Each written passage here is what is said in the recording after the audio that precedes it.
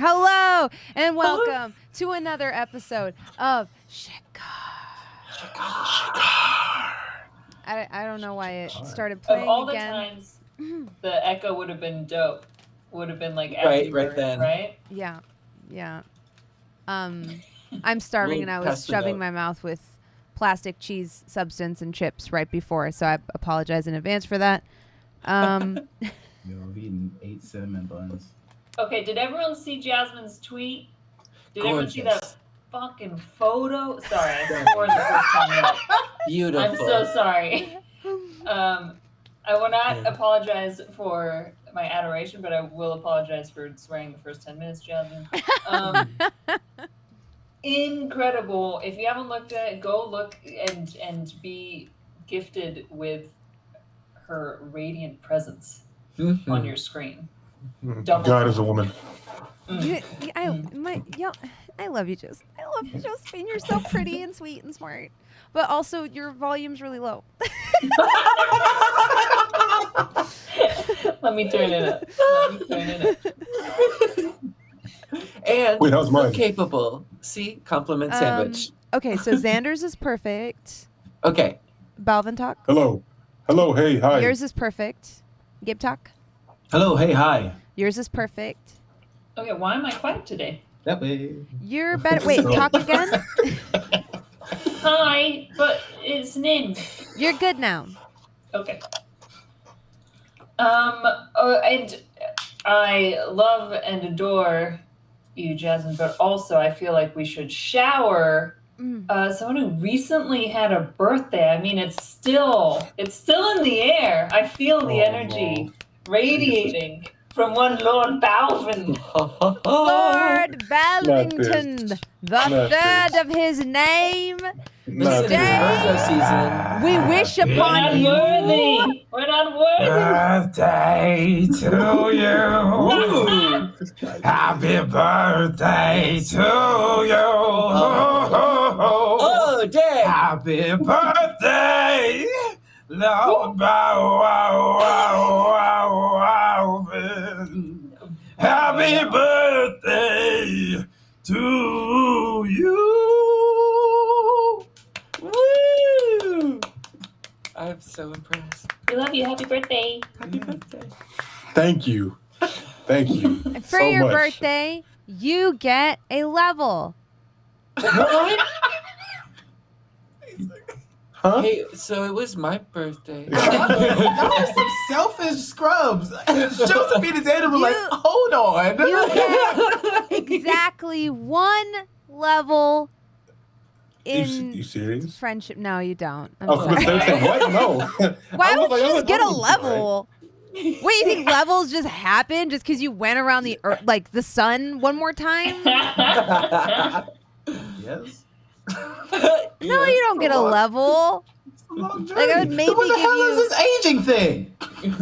I'd maybe give you +1 to your intimidation, or or maybe +1 to your charisma, but That one's already stacked, though. yeah. You just gotta go out into a field and beat up level 1 monsters like the rest of us. Yeah. Last time I went into a field, I saw something pop out, and then it didn't pop up again, so I didn't go in that field again. Gabe, you are the thing that pops out in I field. know. Trust me, I wasn't. I tried to take pictures, and then I got yelled at about it. It looked weird. Oh. Yeah. Oh. Huh? Never mind. There's an Oh, wait. SCP where if you take a picture of it, you die. A what? Look like a bony Welcome horse. to Shikar, our D&D 5th edition campaign, our homebrew campaign. I love this game. I had a very interesting weekend, so that is why the VOD is not up on YouTube. I apologize for that. I did get the rebroadcast done, but I had to drive down to Portland and drive back, and it was a lot more exhausting than I originally anticipated. And Punjabi weddings get very lit, so I would like to, apologize in advance for that not going up. It will go up tonight, so, but for those of you watching on YouTube, that this doesn't make any sense because it's already up. But you did it. Good job. Thank you. Let's introduce everybody and get and get some shout outs going. Balvin, take it away. I'm Balvin, LordBalvin to some. I play Ajax. To some, half to orc all. samurai. Yeah, I'm like, Oh. what fools? To some. If someone didn't address you by your proper title, I would be honor bound to strike them across the face. Well, Thank you. sometimes in a tender moment, all that you can whisper is Balvin. I will I'm playing never half whisper orc. Balvin's name in a tender moment. That's how I die. And that's the difference Balvin. between us. Oh, Xander could. Oh, Xander could definitely get away with it. Sorry, happy birthday. Thank you, Xander. I Anytime. had played a subscribed to half-orc. this fanfic. Yeah? Scorebacks, it's happening. Scorpacks. I'm for it. Yeah. Two Anyway. dads. I play Ajax. Is Ajax half gay? orc. Is Ajax bi? Ajax doesn't know. Is Ajax pan? Ooh, interesting. Ajax doesn't know? That's not a no. That's Oh, fun to do find you? out. I totally made note when Ajax was like when Leander kissed him on the lips, and there was Mhm. remember Mm-hmm. there was that moment of like, All the ships You are know? sailing. Every single ship is sailing. anyway. Ajax, half orc samurai fighter. Possible He's a bisexual. possible, possible bisexual. He is a dad who fights a lot of things that he's not trying to fight. He kind of just finds himself in a lot of weird positions. Like his Uh, demons. Also, yes. Also, might not be dad of the year anymore, depending on circumstances. But we'll find out this episode, and that's. And he has a sword that he talks to that his dead friend's trapped inside of, that he's trying to figure out how to handle that. A lot of going on in his life. Xander. That's AJ.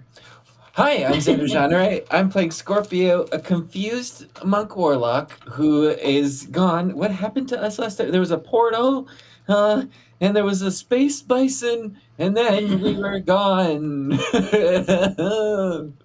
But no, I'm very excited to get back into it and be rescued, maybe? By none other than Josephine. Me, I am going to find my way into this D&D Shikar world as Josephine. Yes. I will scoop out Scorpio and Valym from another plane of existence that they find themselves in and deposit them back with Sahiba and her entourage, is essentially what we all are. But there will also be Nim Grimwillow, who I will play, who is a tiefling bard. Oh, man. We are in a den of iniquity, Oh, how did Currently. you get there? sleeping in a closet at the Get out of moment. there. And Nim is a little confused, a little anxious, and eager to see his friends again. Speaking of friends, Gabe. Hi, I'm Gabe, also known as King Gabriel. Wow. Today, you know what, Xander, shut up. Sorry, it's a bold claim, King. That's right, put some respect on the name. Today, I'm playing Valym, the half-elf druid, who is on the other side of this portal with Scorpio. Hey. I don't know why that broke me, but it did. I don't know what the hell's gonna happen. My sense of self-preservation has gone out the window. Like, I feel that right now, so weird stuff's gonna happen. And I am that bronze girl, your DM for this campaign. Go punch a guy. Grand Duchess of Calendars. I was going to say, the only supreme beings here are the two ladies that run this show. Oh. Yes, it's true. Well, where I Shikar come is from, run I'm by a an queen. all-female crew. female producer, female creative director, and DM.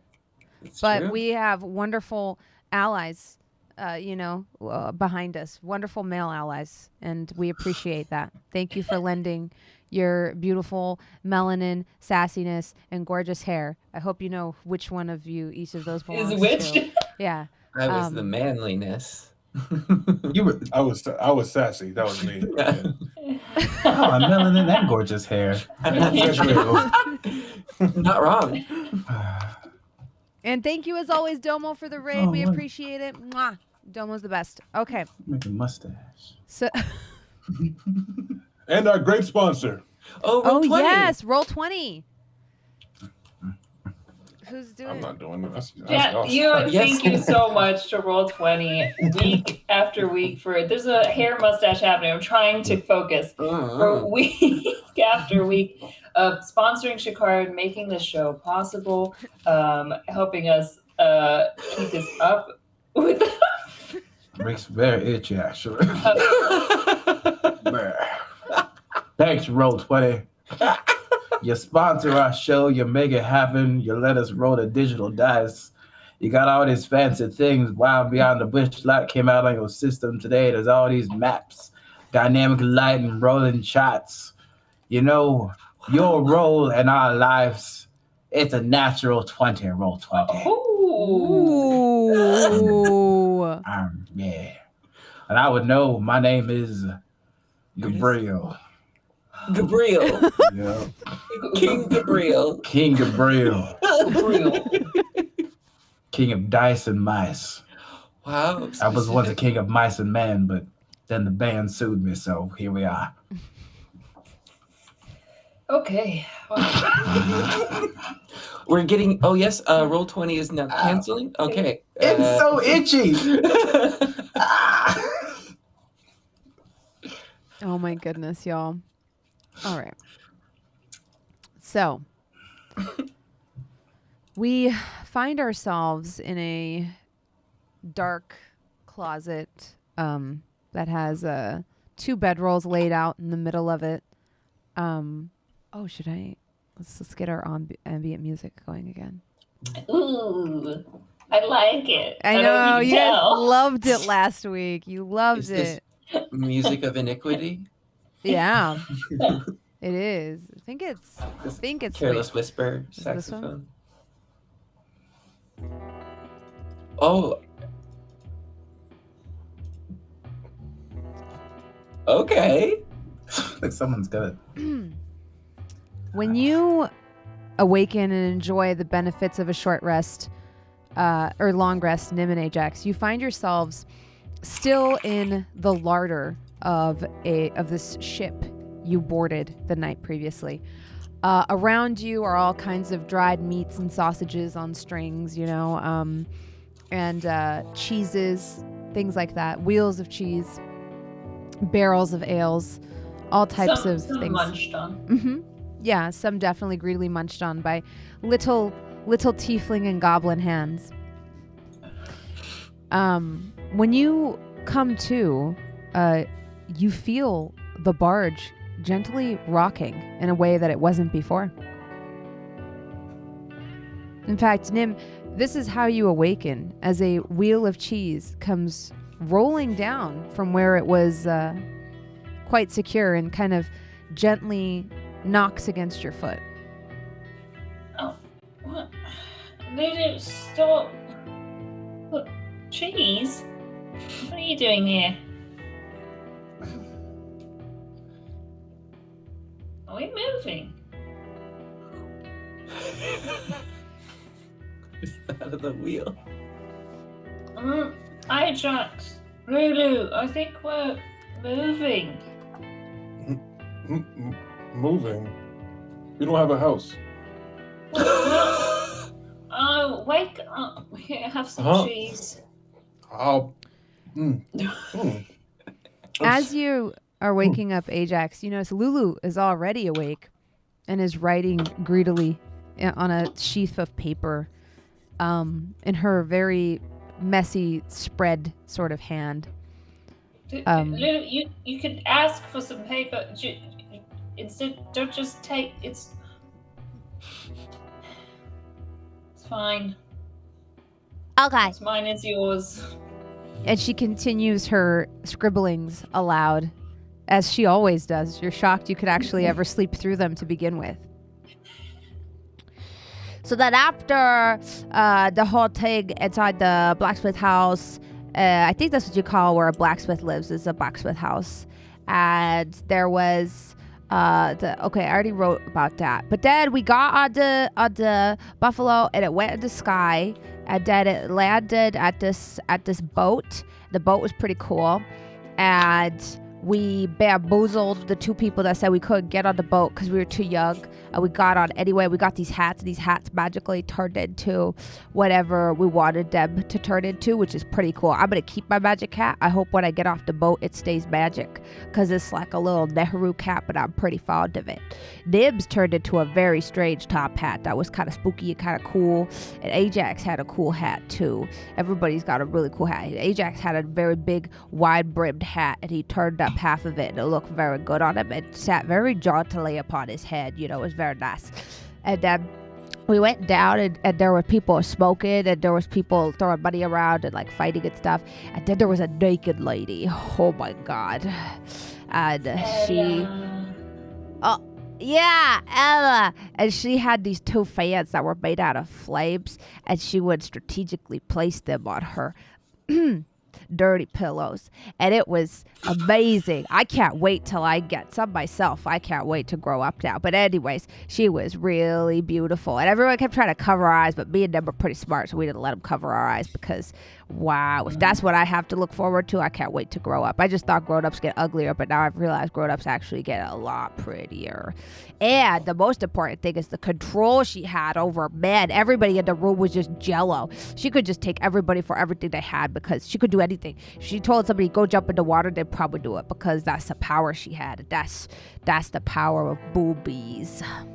Anyways, then they got there was a whole fight, you know, between Ajax and the really hot lady, and I put a bet on the hot lady, you know, which actually paid out. I came out with a pretty penny. I think Nim might have gotten ripped off because this dude came out and said it was a tie, and then only paid out Nim 2.5 times the pop. It was supposed to be more than that, but Nim didn't catch up on it. But I caught up on it because I'm really good at spotting things like that. Oh, yeah, he kind of bamboozled you a little bit.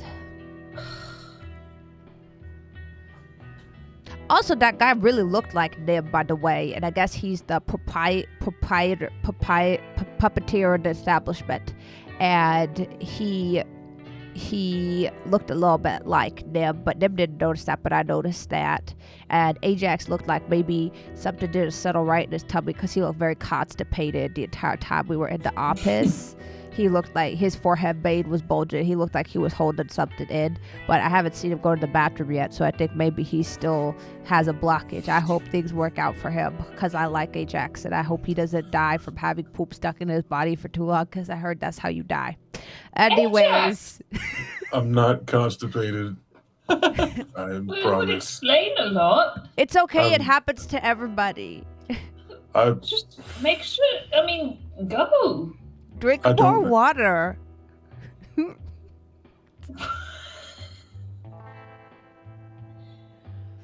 Are you done writing? No. So then Ajax looked constipated, and the dude said that he'd help us open a portal, and him and Sahiba had a very weird relationship. Like, Granny seemed like she needed his help, but didn't really want his help. Also, his name was Far Lord.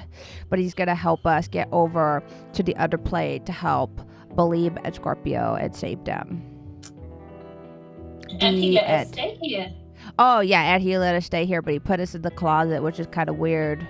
And then the barge started moving. It's been moving for about 3 hours. The end, Lulu. Oh, 3 hours. Oh. I guess it doesn't matter if we're going through a portal. Yeah. I don't know. I don't think this place ever closes. I've been heard hustle and bustle outside for a minute.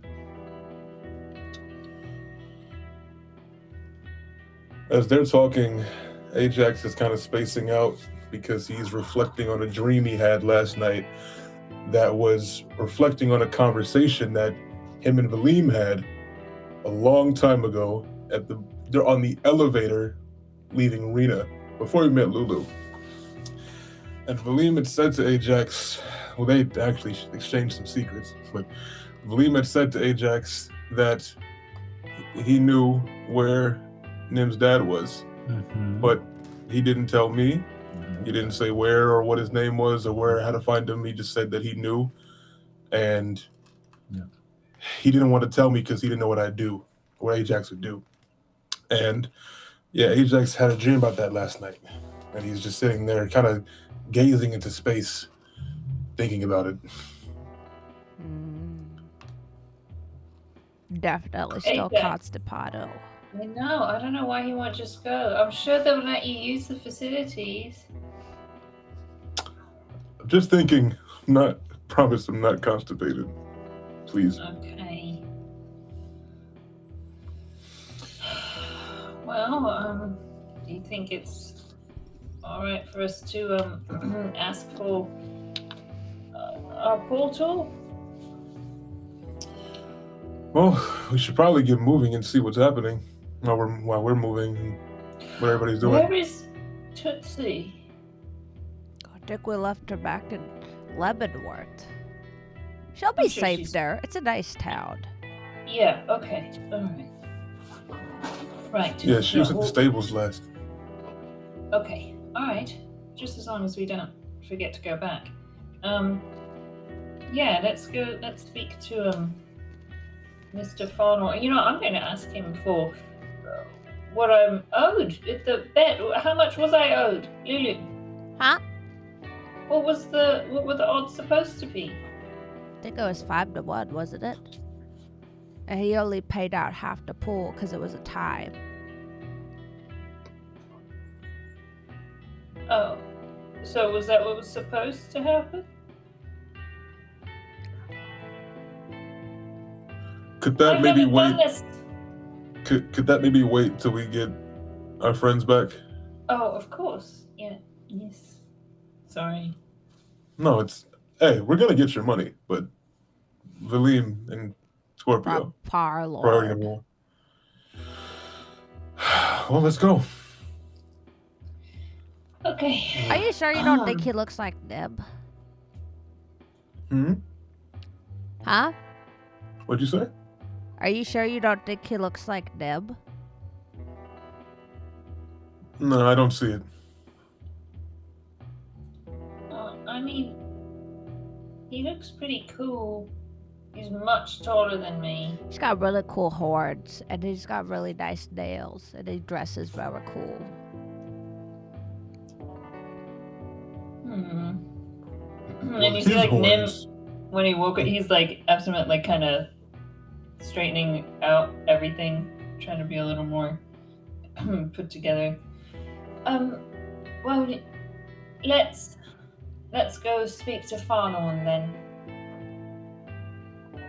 Let's go. And out the larder we go. Yeah, the raucousness of the night before has died down. There's people passed out on and under tables. There's a woman with a broom trying to set the parlor right. And you see on one of the tables, one of the long tables, a man counting like tons of gold, just piles of it, silver, copper, and gems, and trying to like sort of run the numbers, run the books. You see he has a giant ledger and a very large quill in his hand, and he's like very meticulously sorting into piles and writing them down. You see Farlorn's office to your left. Ajax. Yes. Look at all that gold. That is a lot of gold. Hey. Farlorn. What? I'm not Farnell. No, I'm telling you to come. We have to go too far, Lord. Right. Yes. Let's go get our friends. And we'll go to his office, and Nim will knock. The door swings inward, And before you sits Farlorn with his feet on his desk, surrounded by those strange instruments you saw earlier. Some of them gently giving off smoke and steam. Some of them seem to be those perpetual motion type things. All manner of trinket and object whirring gently on his desk. You see his shiny lacquered shoes, kind of like gleaming in the light as they sit jauntily on top of the mahogany desk. Good morning. He seems to be preoccupied. He waves you in. Come on. Ajax, make a dexterity save. Oh boy. 9. The door shuts right after Nim goes in, leaving you on the other side.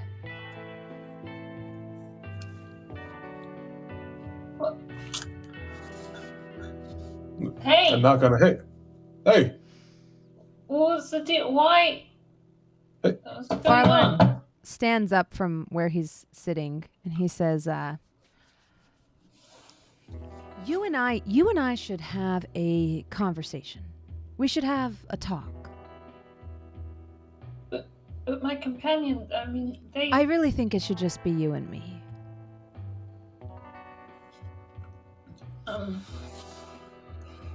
You're not gonna hurt me, are you? Never.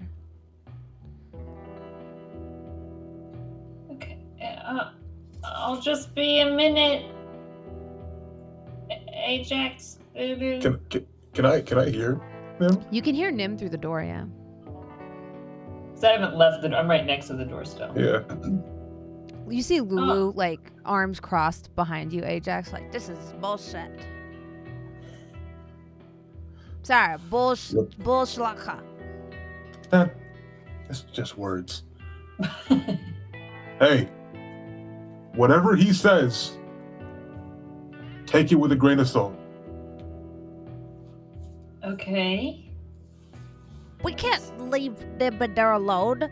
He's probably the gonna door's- be the creepy guy. He's not gonna. Stranger danger. He's not gonna do that. Is Sahiba in here? No, it's just you. Where's Sahiba? She'll be joining us later. I actually think she's on the deck now. Oh. What can I help you with, sir? You see him, like, kind of begin to pace back and forth. Make an insight check.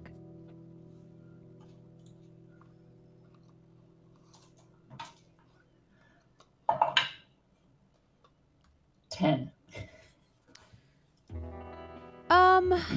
He's hard to read. He still seems really cool. He's kind of just like pacing back and forth with his hands kind of tucked behind his back. He's wearing different clothes today. And that's actually what catches your attention. He's wearing kind of a pinstripe vest with a tuxedo shirt underneath that's black satin and it's ruffled. His pants are still made of that beautiful like damask fabric with brocade on it. They're purple and gold and are tapered at the ankle. You also notice his nails, although still long, are a different color today as well. And you get kind of distracted by some of the, how much his appearance has changed since yesterday. He's still, 9 feet tall? He's still 9 feet tall. His ibex horns are also like especially polished. Oh. Hey, I like your outfit. Thank you. I like yours. Oh. Thank you. Yeah, my mom gave me this tie, and she helps me pick out a lot. Did she? Well, we do You see a together. hand like very deftly move forward and touch it. The tie. Yes.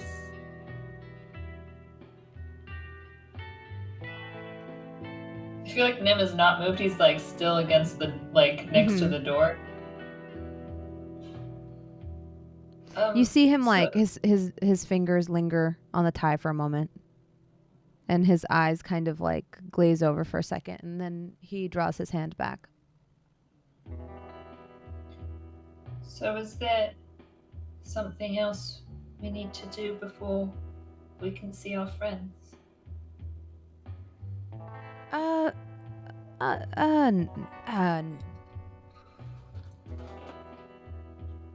This was a bad idea. Let's get your friends in here. You have a meeting to make. Yeah. Wait, why? What did you want to? Was that it? You just wanted to. Yeah, it was just the tie.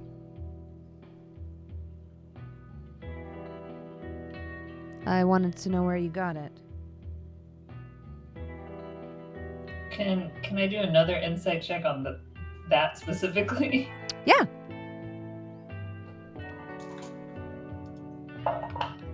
Especially because he was like too cool to talk to us yesterday. Mm-hmm.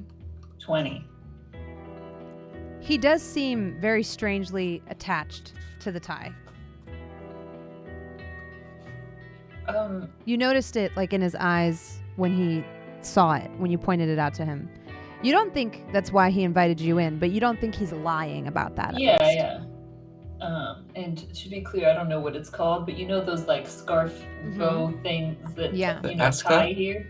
Yeah. Or a bow tie? It's like ascot? a Yeah, I don't know long what they're thin called. scarf and then you tie Scarf. it. Yeah. Yeah. Cravat. Yeah, the cravat. So Nim's just, well, I have many. Mum's made me multiple, and I'll take this one off. And I really appreciate you helping us get to our friends. And Nim will hand it, or like put it out in front of him. Mm-hmm. Shakily, his hand takes it. And is there like any initial or anything your mom puts on your scarf? Like, what would that look like on things she makes for you? Yeah, I'm sure there are. It's like, if found, return to Nim Grimwillow. I think this one maybe. I don't know. I think they all have like different little sayings. I don't know what this one would say. Like,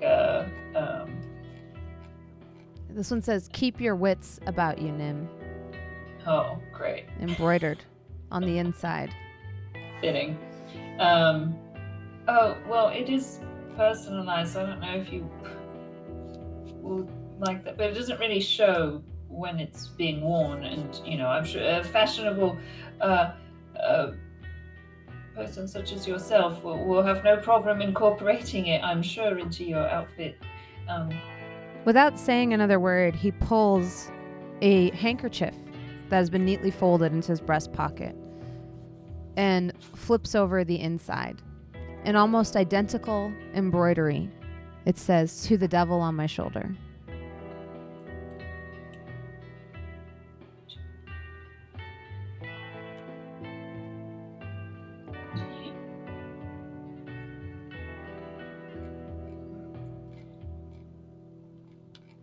Do you know my mum? Yes. I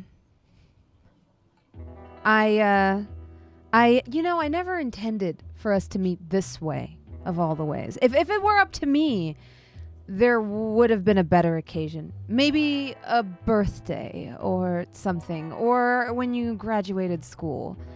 Not aboard my barge while you were fighting a fire dancer. And when it began to click in my mind yesterday, it really made me, it's like the last 15 years just came crashing down around my ears. And Nim like tries to back up, but it can't. Like, it's just against the door. Like, what is that? You're rude. You're not. Is that the only reason you're being kind right now. Why?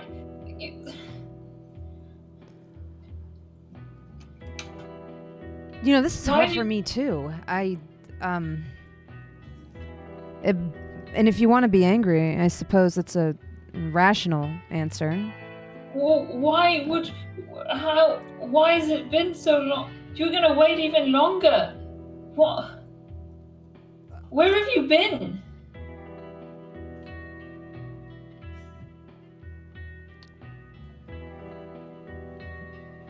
Well, here, I suppose, for part of it.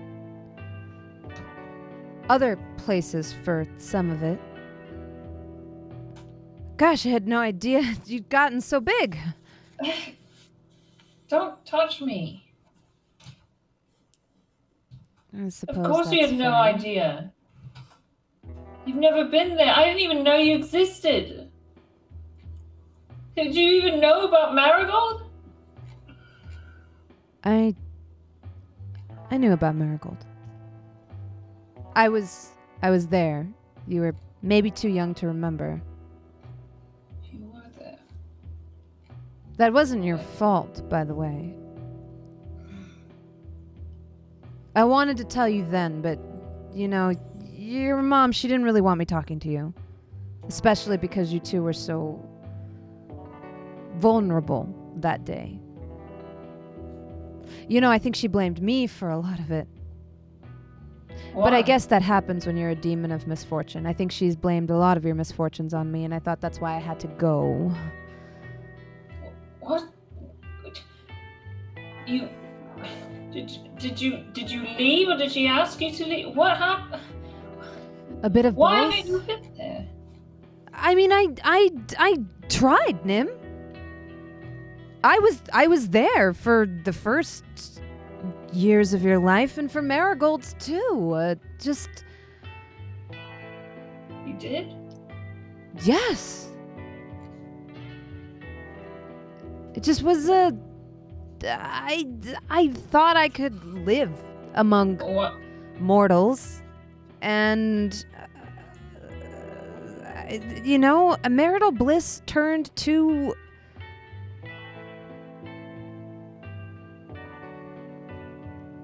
I don't know. We just started fighting more and more. Why does my mom say that you're a bad man? I mean, she's not wrong. Did you bewitch her, or No. She was an adventurer. And somehow our paths crossed. And where we should have been enemies, we became friends and then something more. a demon? Everyone keeps calling me that, and it's true.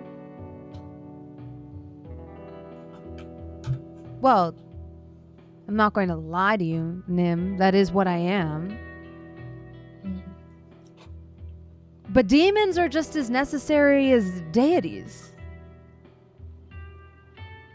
Our jobs are just as important, even if they're less savory. What is your job? Well, that's part of why I had to leave. I'm the type of creature that, well, my life force and my powers are sustained by the lamentations of those who are struck by bad luck. Sailors in a rough storm, gamblers down on their luck, and the longer I lived with your mother and the happier I became, the more I faded into obscurity. I mean, Sahiba's the same way. Why do you think she's falling apart? She's been gone for so long. Why do you think she's anointed your friend into her service? To undo that. You know, these gods, they live just the same as we do. We're just more honest about it. So, why didn't you just tell us? I didn't have the heart to. You weren't even walking yet. Marigold was... I mean... She was even smaller. We were two tired parents, not getting any sleep.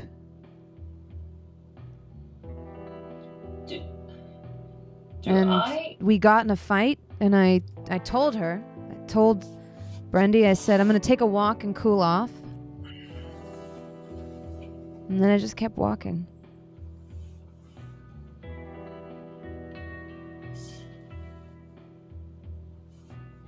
It's horrible. You're horrible.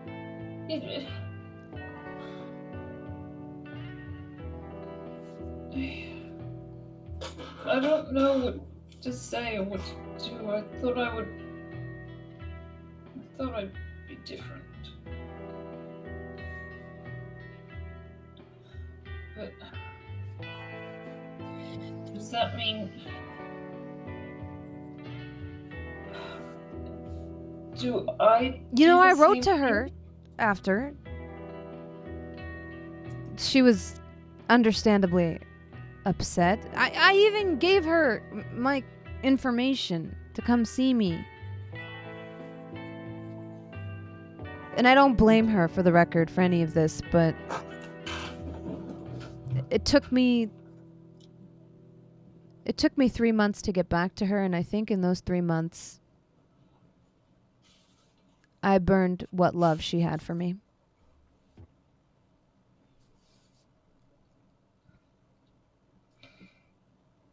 Well, I'll have to...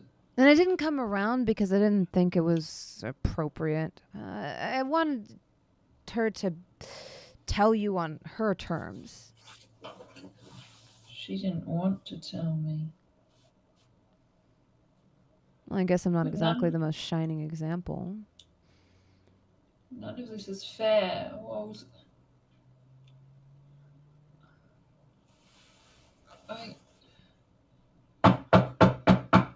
Time's up. Nim's gonna, unless it's like magically... No, you can unlock it, yeah. Nim's gonna open the door and run into Ajax's arms.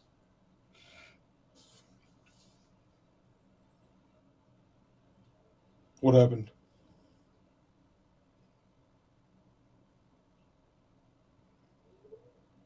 Nothing. Doesn't seem like nothing. Nothing happened.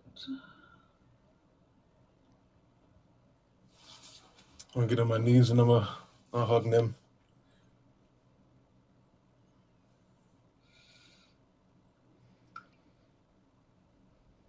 I'm really glad I have you, Ajax. I'm glad I have you too, Nim.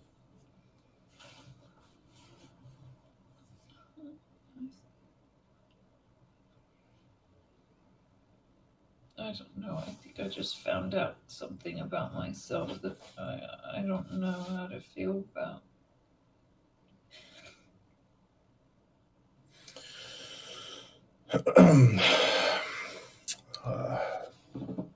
Lulu. Lulu's like, kind of like eyeing Farlorn from the edge of the doorway, and she like, her eyes dart over to you. Do you have your lantern? Yeah, Can you bring Nim inside? I could try to.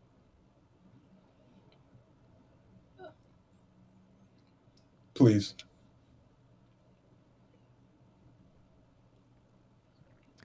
She takes Nim by the hand and steps into her lantern, kind of bringing Nim with her.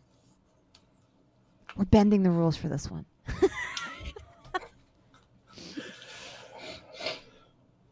And then I'll pick up the lantern, close it, and hook onto my waist. I'm gonna walk in the office. Mm-hmm. Can Looking we? for Go ahead. Can we hear everything from the lantern? Oh yeah. Okay. So Nim's like against the edge, like looking at like from the inside. Lulu's right next to you. You see that she's like propped up on the side of like a daybed on like a chaise type of lounge, and she's like propped up on the side of it and like looking. Her face is mushed against like the purple glass. What did the girl talk about?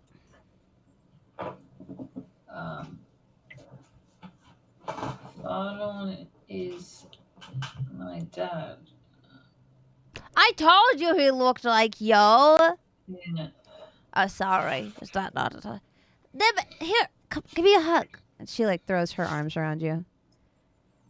That just means you're gonna be really handsome when you grow up. It doesn't mean anything else.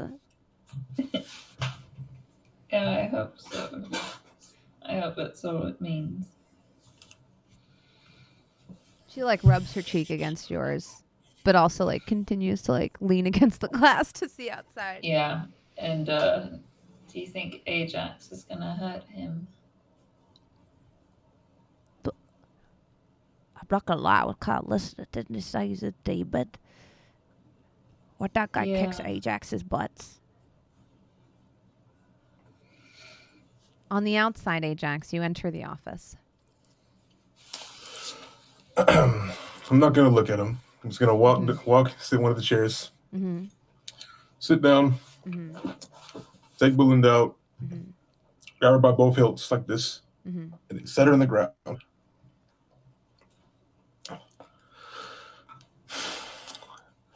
I don't think I'm the smartest person that you've ever met, but I could imagine if we fought, you'd probably kill me. So I'm not gonna be stupid here. However, I knew who you were as soon as I saw you. That face is... It's too unique. I don't know what you told him or what you said or your reasoning for what you did, but you do know, and I can see it in your face, how many birthdays you've missed, how much time has passed, and how bad you hurt that damn kid. But right now, you are the only thing in between getting my friends back. And even though I have in my mind on loop me cutting off your head in 50 different ways, I can't do that.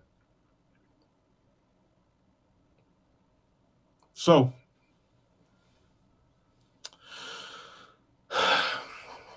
I have one question for you. Why?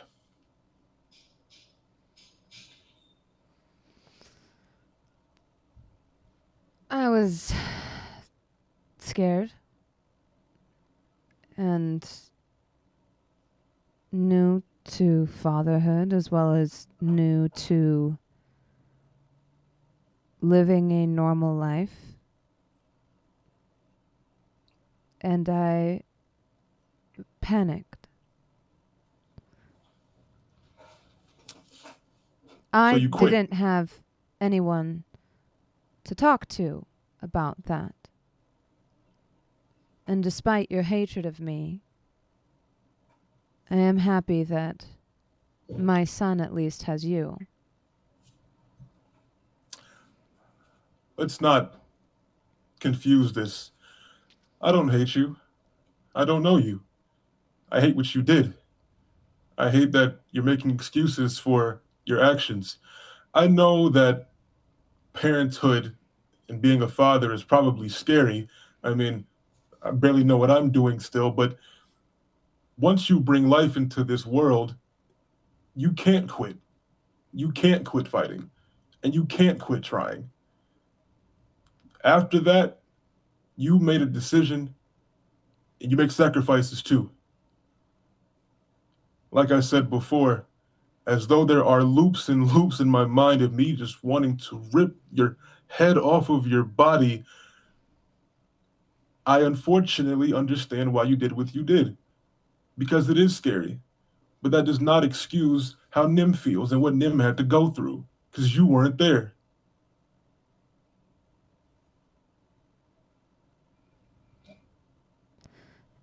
You're right.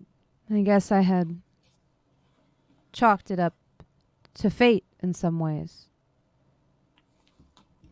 Clearly, the children's of a demon of misfortune would be misfortunate themselves, and I think in some ways I washed my hands of it.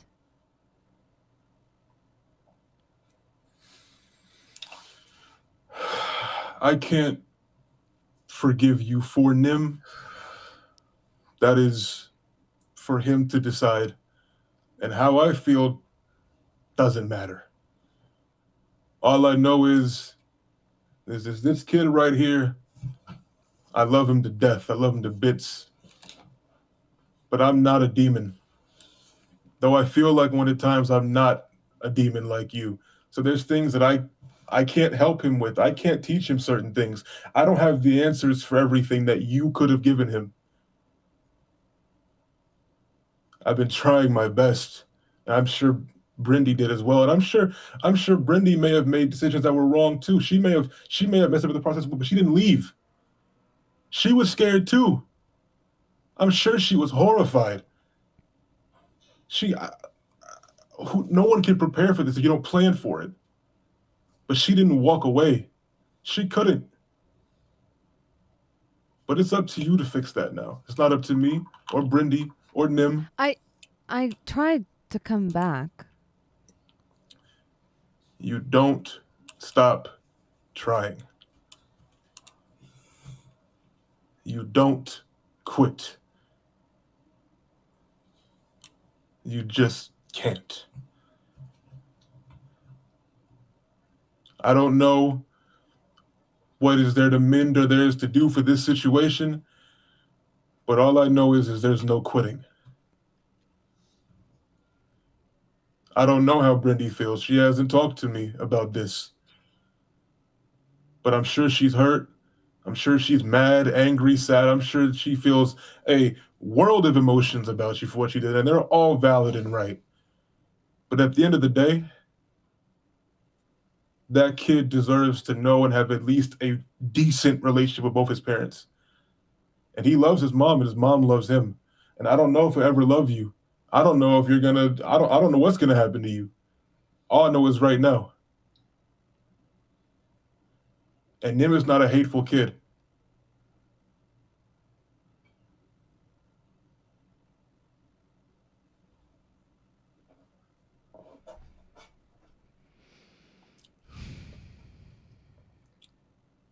So, I can't threaten you, but all I could ask for in this situation, no matter where we stand, is you help us get mine and Nim's friends back. Oh, of course, a deal is a deal. A bargain is a bargain.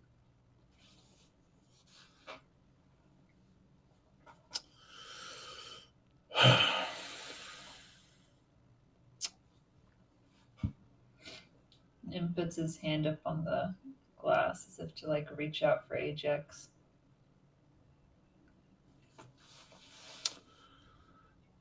So what's the process of doing this?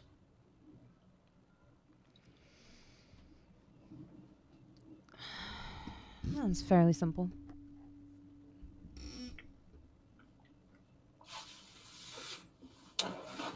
Okay. He And I'll takes his long nails and draws like and it almost like it like slices through the space between you, almost like a invisible line of light. And then he grabs the edges, spreads it open, and opens a dimension door.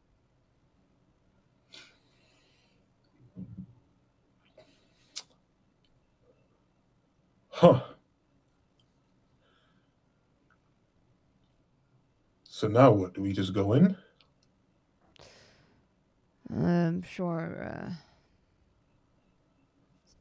Unless you want to get to Sahiba.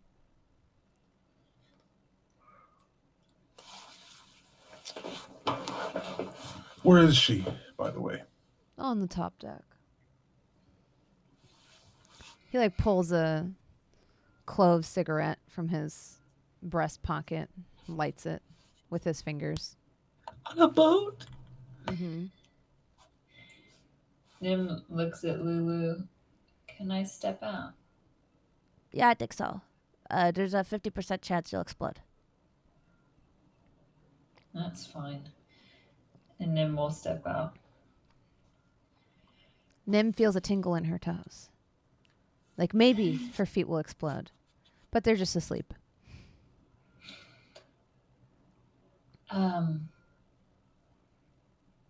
Ajax, you can go get Sahiba. Are you sure? I'm sure. Thank you. Okay. And I'll go I'll walk out. Go find Saber.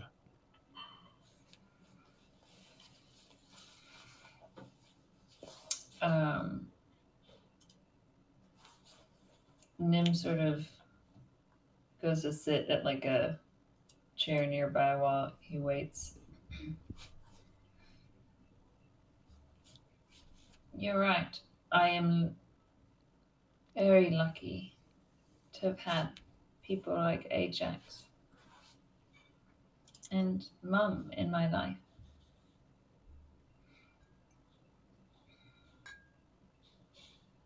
Mum has never settled down with anyone ever since, though. Believe it or not, Nim, me and your mother, or rather, I loved you and her both very dearly, and still do. It is out of love I did not cut your friend from anus to esophagus for speaking to me that way. It is out of love for you only that I stay my rage and therefore my hand. Well, that's a horrible thing to say. Do you think that that's going to make me want to know you more? This is the man who's been there for me, who's made me feel protected, all right, like I have a hand.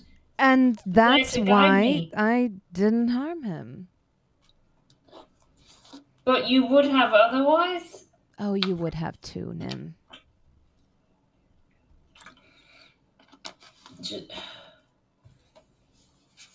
I can see inside your heart, as though through a pool of water. And although your exterior is calm, inside you beats the heart of a forlorn lamentus.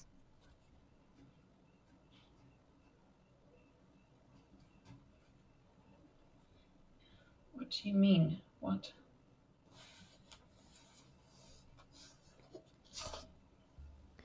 I know you wield powers, not just of healing, but those of inflicting agony. And therefore I know you know what it feels like. Are those because of you? But I don't want to hurt people. I don't want the people around me to suffer. Sometimes we don't get a choice.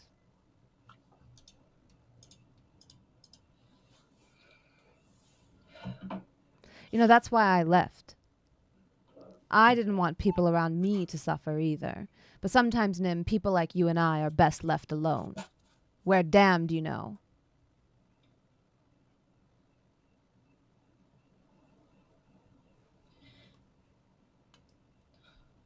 I can actually understand that. Of course you can. You are fruit born of an old and noble tree. You and I are more alike than you know.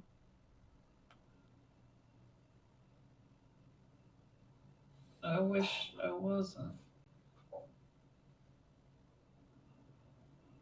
I wish you weren't either. For many years, I'd hoped maybe if you grew in the shade of your mother's love, you wouldn't be so much like me. And yet here I look at you, and it's like looking at a mirror. No, I also I make people happy too. I write and I tell tales and perform, and it's not all bad. I mean, He puts out his clove cigarette and gently holds his hands out to you.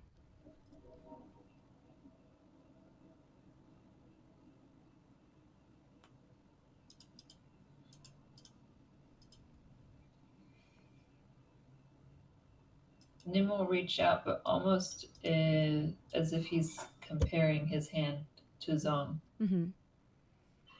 He puts his hand up then, in that case, comparing the Yeah. size. His fingers can like bend over yours almost, enveloping them. And he says,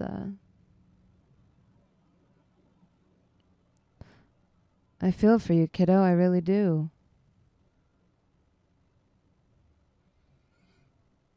You walk on a edge of a blade. One step from darkness, one step from light.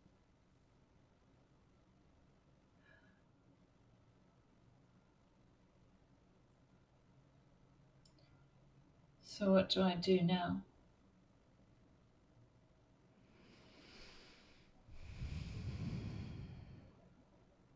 Wow. Puts his hands forward and like fixes your collar. Keep kicking ass and taking names.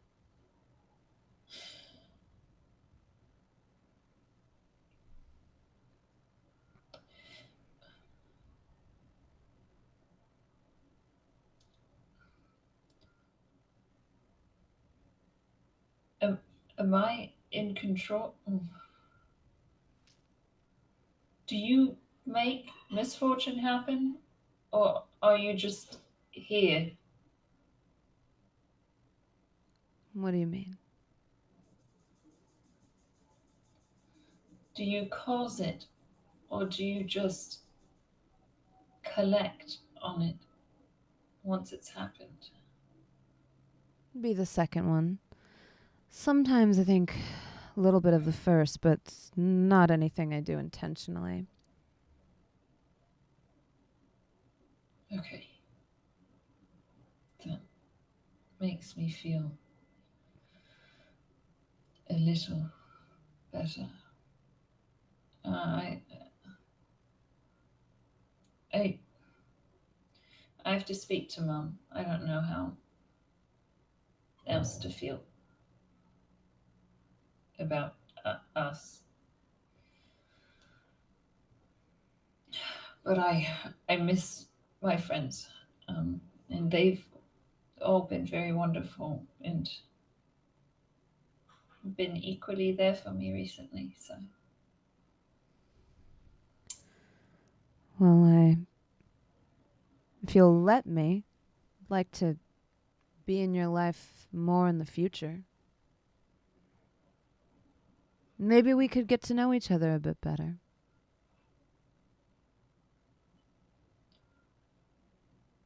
maybe.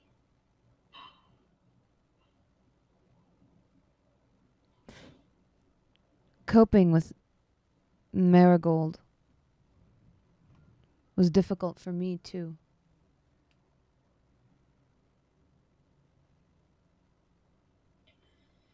I still hear her. She haunts me. Less recently.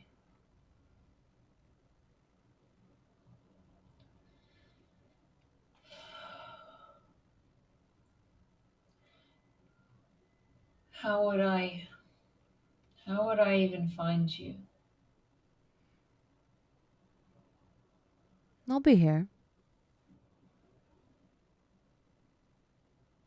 What?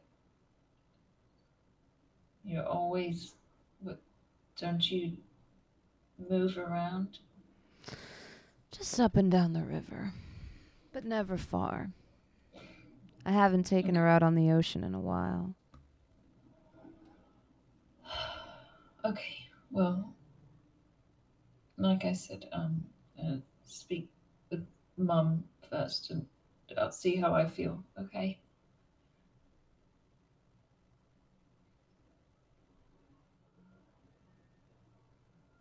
I don't know if she would want you to have that, based off what you've told me. He sort of points to the scarf.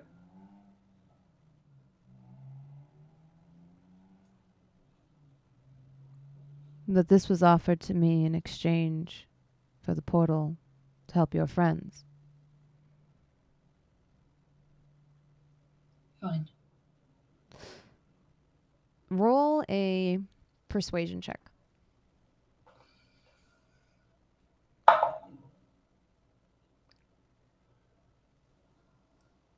23. He considers for a moment as he like twirls the cravat between his hands. And then he says, you can't go back on a deal, but a trade is a different matter. And instead he hands you his handkerchief. Nim takes it. Has his mom ever written anything similar to the devil on the shoulder to Nim? She oftentimes used to write to the angel on my shoulder.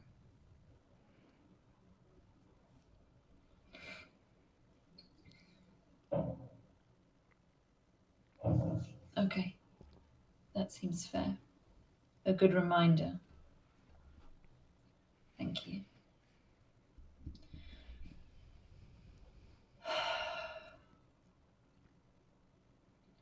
Nim just like, I don't think he says much else the rest of the time. Maybe he just waits and kind of like stares at him though. Like the whole time. While you sit, you can attune with this handkerchief if you have a slot open. Yes. The handkerchief of misfortune. Uh-oh. That'd be funny. Yeah. Do you have Identify or anything like that in your repertoire? No. It's your choice. No, I think he will, because to him it's something his mother made. Okay. So as you attune to it, your armor class goes up by 1. You get +1 to your AC. And you gain advantage on deception rolls, but disadvantage on willpower saves. Or wisdom saves, sorry. Oh, okay. I was like, okay. Good hanky. So, +1 AC, advantage on deception. Mm-hmm. And disadvantage on wisdom saving throws. Ooh. Okay.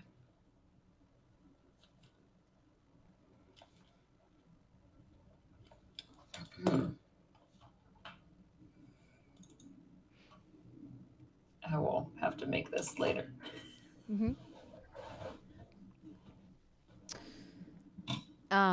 Meanwhile, on the other side of this rippling door in time, Valym, you don't know how long has passed in this strange realm. It seems like time has come to a standstill here. In fact, you see instead of moving, you see the sun, it's like a pale green sun, kind of just shiver back and forth in time. It does not continue its traversal along the horizon, but just kind of flits a few inches forward, a few inches back, a few inches forward, a few inches back. There is a creek near you covered in a thick green sludge that barely rumbles along very slowly. And the air, it smells like loam and mulch, like the end of autumn, like underbrush. Around you, the trees are alive, but almost devoid of foliage, like they are in their fall as well. The air is still. There are no birds in the sky. Nothing underneath your feet save a thick bed of what looks to be moss. The trees hang heavy with lichen, like almost like beards hanging from the branches. And Scorpio next to you, you see his eyes flutter as after what seems like a long time, he seems to regain consciousness. Oh. There was a bison. Oh. You muted, Gabe. Welcome back. Oh, thank you. Where are we? I have no idea. We're on the other side of that gateway that we walked through. The sun looks different here. Yes. It seems to teeter back and forth. I don't think there's really a nighttime exactly. Well, can we go back? And Scorpio will like try to turn directly around, but he was laying down. Yeah. And so it's more of just crawling around. Give me a perception check. Yeah. Not good. 6. Yeah, it looks as though Valym has maybe moved you a little bit since you passed out and you were kind of near the banks of the river. You see some mud has been like disturbed as you were pulled kind of to safety and propped against a rotting log for your comfort. Is this water drinkable? And Scorpio will kind of cup it a little bit. Give me a nature check or survival check. Okay. One way to find out. 11. It looks fine. Yeah, just a little slurp. Just. Make a constitution save. Oh no. 12. You feel the water tastes brackish, horrible. It is only through extreme thirst you even bother to take a sip. Valym, knowing that you have purified food and water, upsets you even more that there was no hesitation. He knows this, but he has a memory thing. You see the immediate sort of regret begin to form on Scorpio's face as the water doesn't so much as like flow down your throat, but crawls down your throat. I throw up, I barf, I Ralph, I throw it out. It's out of me. Get it out. You do. And as you throw up, you force yourself to. What happens? You feel like a strange sensation, like almost like underneath your skin. Valym, I don't feel so good. Why would you drink the water? I got thirsty. You know I can make water. You know I can purify water. Well, we can all make what? Oh.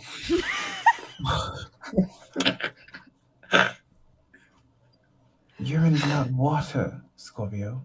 It's a liquid. It's not water.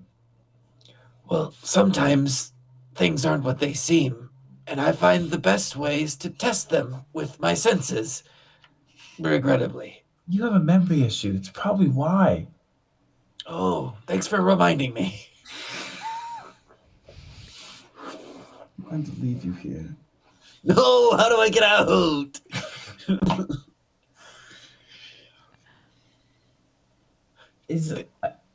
Go ahead. Any ideas? I listened for the sound of animals. Like, are there birds chirping? Are there insects? Give me a perception check. 17. Okay, someone knows how to roll dice, whatever. Yeah. You see a dung beetle rolling what looks to be a large ball of moss. It's about the size of like this big. It's The what dung Scorpio beetle's threw rolling up. moss or poop? No, it's moss, like a big moss ball. And in more fact, its confusing. luster is like that of an emerald. Like it's a dark green instead of black. That's more confusing. hmm What? You That's hear its wrong. little feet clitter clattering on a log as it rolls along this large ball of moss. It's like the only thing you can see nearby. And I can't hear other animals No, otherwise. it's eerily quiet. You just occasionally hear the wind pick up and then stop, almost as though it's being cut short, if that makes sense. It's almost rhythmic. And what's the temperature like? It's cool. It's almost perfect weather. Yeah. Oh, It's like where you might need a light windbreaker. It's like that good weather, like pre-fall. strange how nice this is. Nice. Yes, the weather here is perfect. It's But not everything hot. is rotting. Well,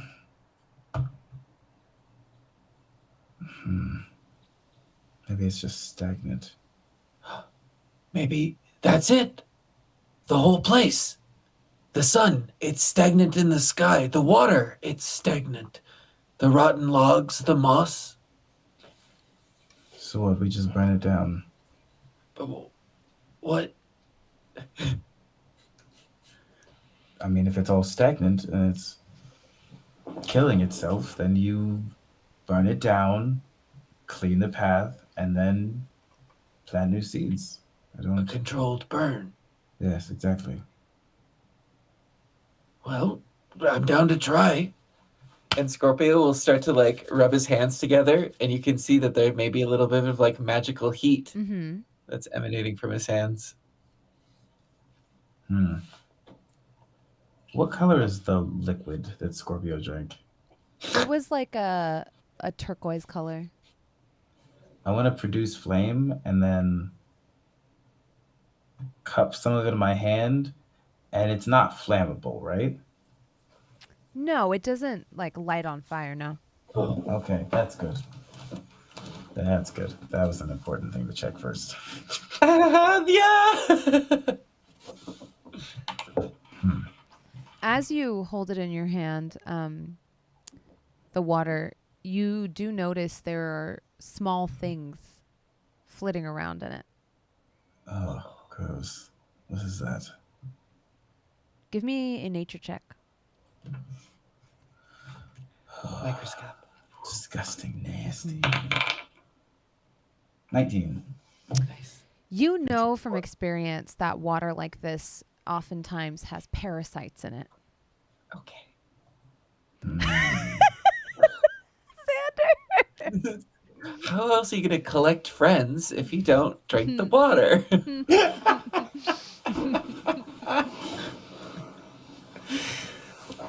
In fact, Scorpio, open Valym, your mouth. we'll even go so far as to say at one time you hunted an elk, and when you split it open, its gut was just writhing with worms and things like that. I'm going to intentionally induce vomiting. Oh, been there, done that. Yeah, just I had like a Just- witch bolt prepared. I was gonna do some burning of the just to start barfing instead. Give me a medicine check. Okay. Or survival. I think we could say survival would work here too. Survival is better. Ooh, 24, 18 plus 6. Hey. You know that the best way to deal with a parasite like this is to The other way. yeah. Essentially is to like flush it out with good food and good water. Ideally like tea. Okay. You also know that Scorpio is going to be very sick in a bit. But Scorpio, you start to feel a bit of almost like mania kind of I setting feel in. amazing. I can do everything. I'm never gonna die. Yeah, you go from feeling horrible to feeling kind of great. But you I also start suddenly touching feel the moss. thirsty. I do feel thirsty. Like Maybe you almost I want should more. try the water again. I slap him. Ooh. Scorpio. Yeah. Okay. Are we burning the place down? I think that was a good idea. I think we should all just light it on fire. I pull out my water skin. Give him some water from my water skin. Thank you. Drink some of this, please. I drink it all. Yeah. You drink I'm it sure all and you're still sure you do. thirsty. It's just, it doesn't taste good. It tastes like Dasani. This does not quench my thirst. What's the Dasani hate?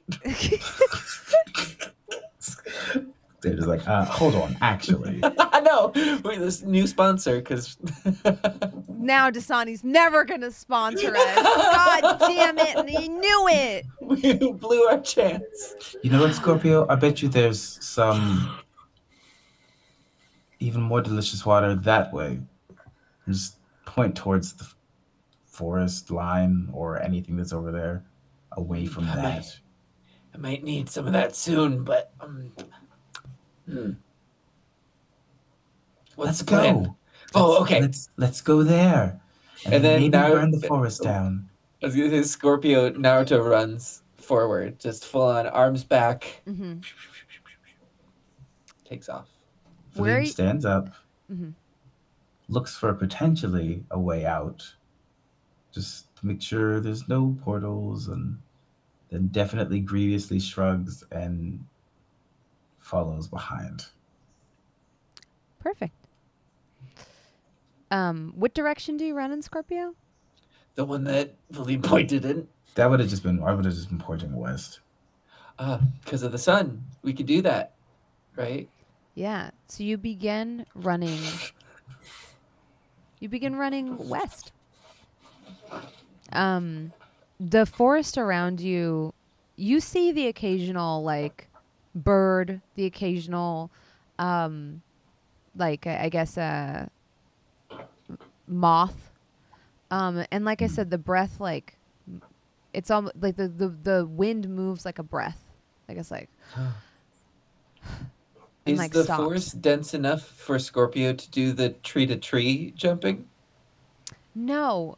The trunks are actually fairly far apart, and underneath your It's feet still sort of when like you're- marshy. Yeah, when you're moving, it's actually very quiet because the underbrush is so thick and rotted down.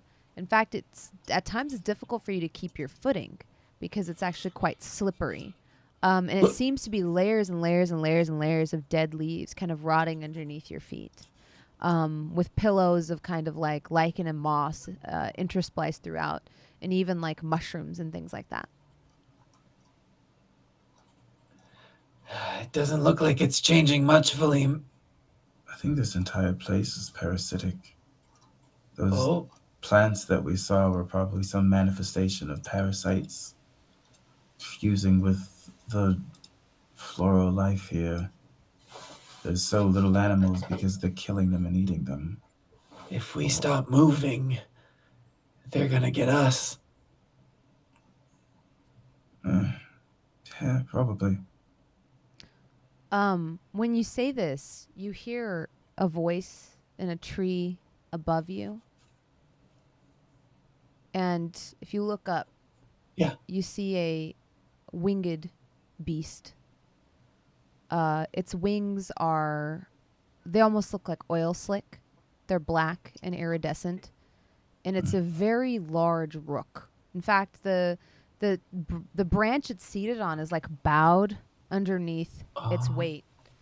It clacks its beak and like turns its head looking at you inquisitively. Scorpio mimics the gesture. It like clacks its beak again. And then lets out a caw!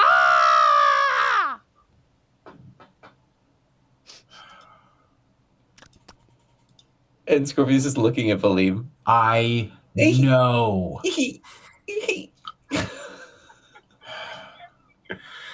If Quark? only there was some way to talk to it. It like preens its feathers. Speak with animals. Yeah. What do you say to him? What is this place? He like almost looks surprised when he sees you talk. You see him like hop a little bit, and the whole branch like jiggles, dropping moss on you. Ugh.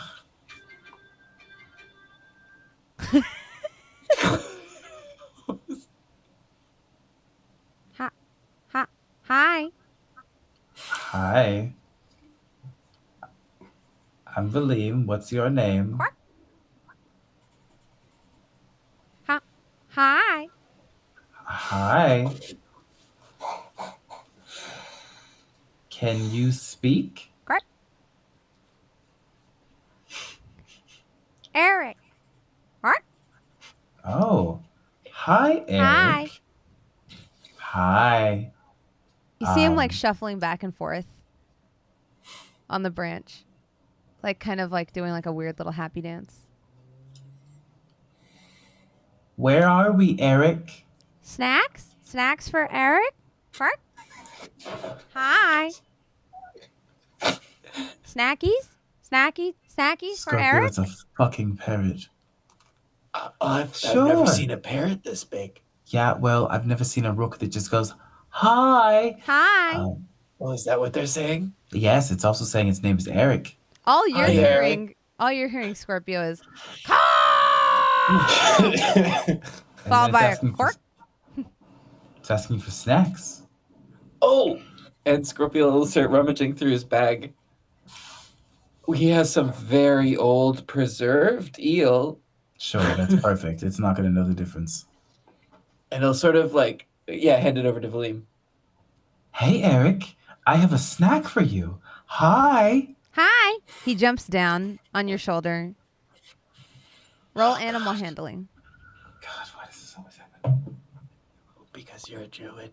Yes. Classist. 19. 13 plus 6. He takes the eel.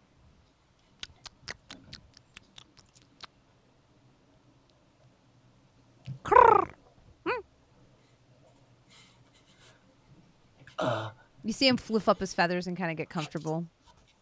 He does that thing birds do where they like stick their neck back. I mean, like it's comfortable on your shoulder. Hi. Hi, Your name's Eric. Eric. Where are we? What's your name? Hi, Valym. Valym. Hi. Valym. Yes.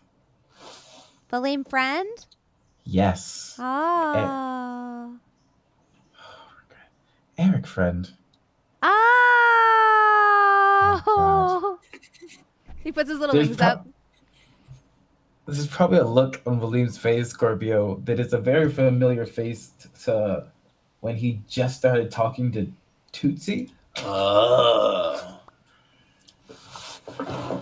He like hops down off your shoulder and like does his little bird waddle. And you notice he like kind of stops on like a completely decomposed, covered in like vine and moss, almost like now it's a part of the tree skeleton. And he kind of like hobbles up on the skeleton's leg and jumps back and forth and says, "Old friend, carpenter Oh. friend." And you see him like hop from one knee to the other knee. Oh. Is that a skeleton? Oh my god. And it's like part of the tree? It's not part of the tree. It's like it's just been there for so long, you know, that it's like kind of overgrown. Yes. Okay. Yes, that is a scorpion, Scorpio. Skeleton, Scorpio. God. It is Eric's old friend who was once a carpenter. So if we No, stay his here, name is Carpenter and Eric. What? Oh, Hi. his name is Carpenter. Did you name him, Eric? No, came pre-named.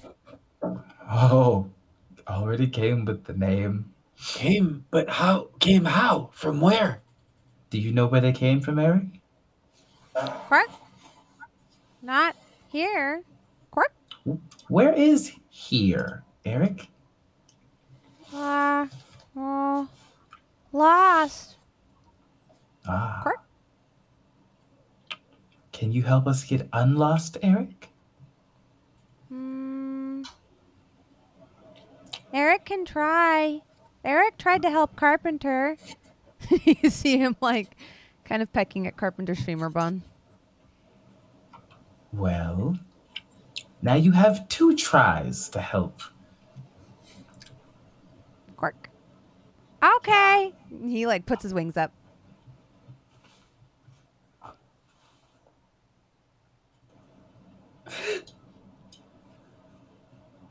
Also, maybe ask him if he knows if there's any water or any sort of like drinkable. Eric, is there clean water to drink at all?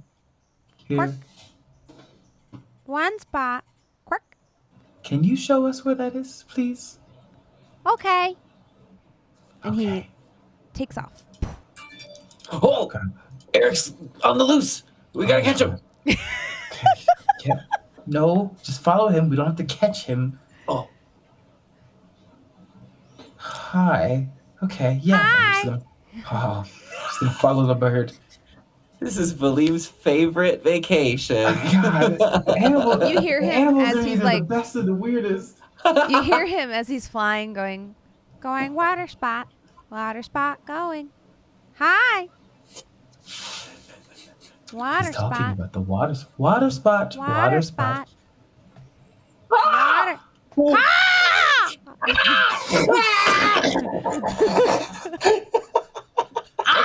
Scorpio. Roll a dexterity check to see how well you keep up with Eric. Didn't expect that, huh? Dirty 20. 23. Ooh. You keep up with him. And as he begins to like circle and kind of land to lead you to the water spot, that is where we will take our first break. Hey. We'll be right back, friends. We'll see you in 8 minutes. Oh, I discovered why I was so quiet is because my mic wrong was mic. turned the wrong way. No, it was just Oh, facing the wall. That explains a lot. That explains a lot. Yeah. Yeah. Anyway, You sound great now. We'll that be makes right sense. back. Yeah, so much Thank you smoother. for rocking with this chat. This has been an emotional episode. Thank you, players, for being so friggin' cool. We'll be right back. I love it.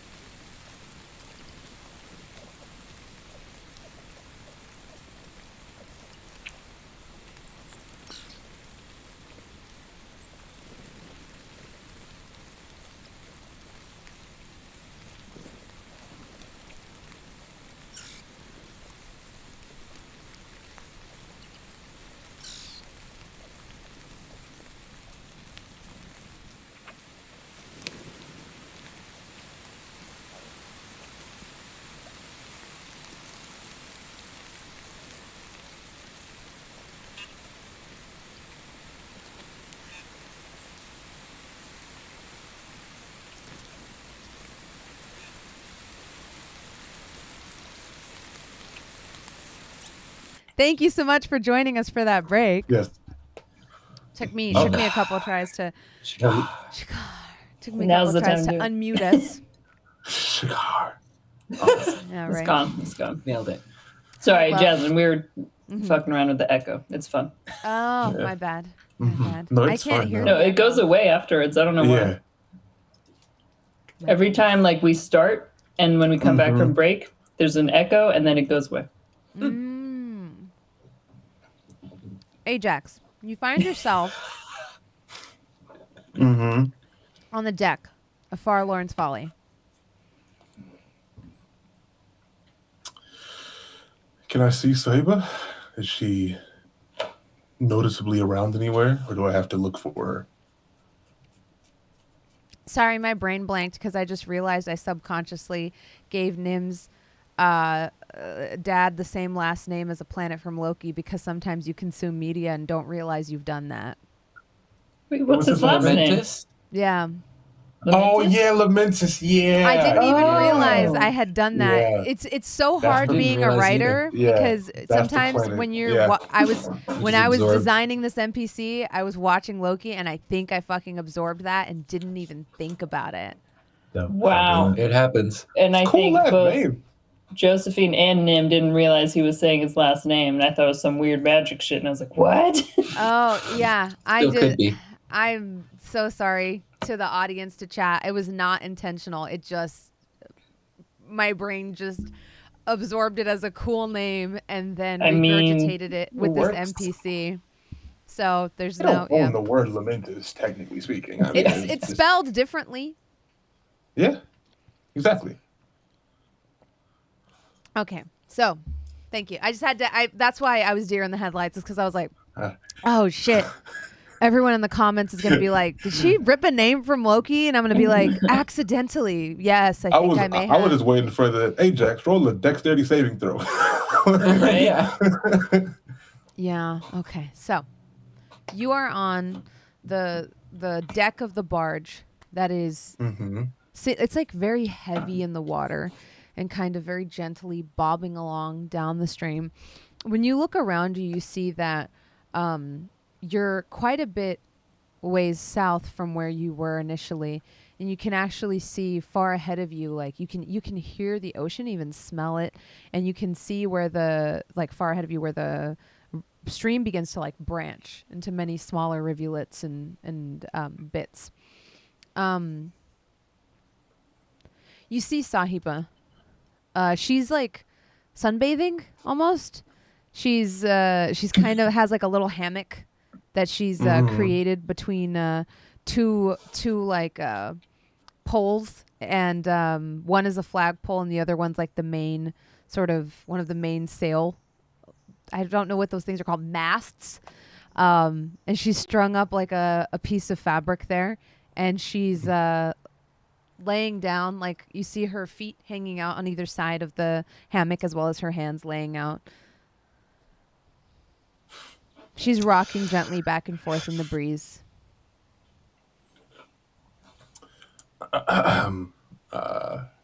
Ma'am, your drink.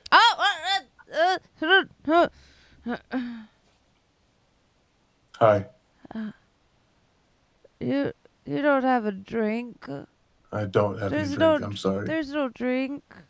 I know. I hate to disappoint you. Oh, okay. Oh, Good morning. good morning. Good morning. Oh, and you see her just start to use her fists to massage her shoulders. She makes all the sounds old people are going to get up like, oh, teri mazi, oh, mar gayi main, oh, ye mere godde dukh de, oh, Ajax, very confused by this. Oh. Do you need help? oh, Are you- oh. Everything cracks.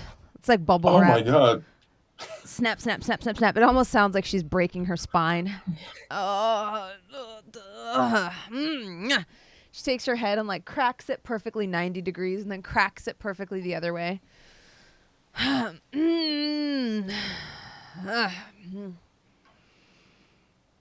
Hey. You awake? You don't look awake. Mm. Uh, come on. Hey, come on. Up. Come on. What are you doing? Up. I'm awake. I'm awake. Is the portal done? Yeah, it's time. Okay. Can- She can goes I and ask you grabs something? Thara. And while she's grabbing Thara, yeah? Yeah. What do you need? How much do you trust Farlorn? Well, not very much, if I'm being honest. Oh, Tara. Oh. And you see her, like, inspecting Thara's wounds that have now healed from tonight. I think Thara has recovered quite a bit from her excursions in that other realm. My poor Did he ever baby. Did he ever mention had a kids? sore throat. You Mhm. see Sahiba kind of like turn around. It's like, kids? Yeah, just ever mention kids, anything like that. She's going to roll for it to see if she remembers. Sahiba has some memory issues, much like Scorpio. This is a I bit do? difficult for her.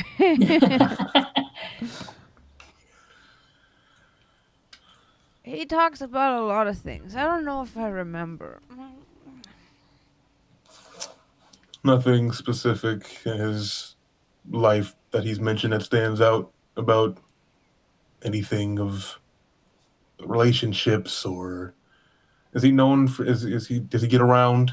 Is he a one man, one gal kind of Get guy? around. No, I think the opposite of that. I feel like the man's a consummate bachelor. Ah. Okay.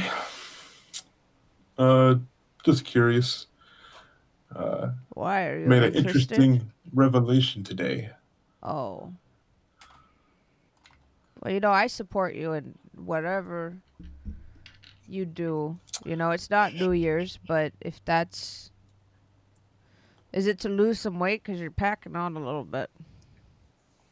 Is that what it is? No, it's Is that it's no, it's nothing. It's nothing. Wait, what did you say? I could barely hear you. You need to I speak said up. I said a revelation. I made an interesting A revelation. revolution? I thought you said resolution. Revelation. Okay, don't yell at me. Revelation. You don't need to yell. Okay, sorry for yelling. revelation. Okay. A revelation, yes. Oh, what?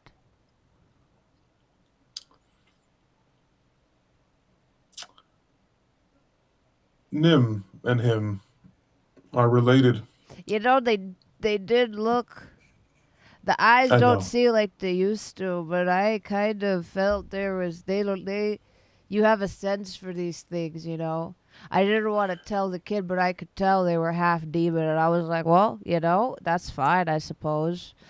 But you can't just tell that to somebody like, hey, kid, you're the spawn of a devil. Can't say it. Scar children. Can't say that. Did he say that? That's probably not the best way to handle that situation. It's not how I would handle that situation.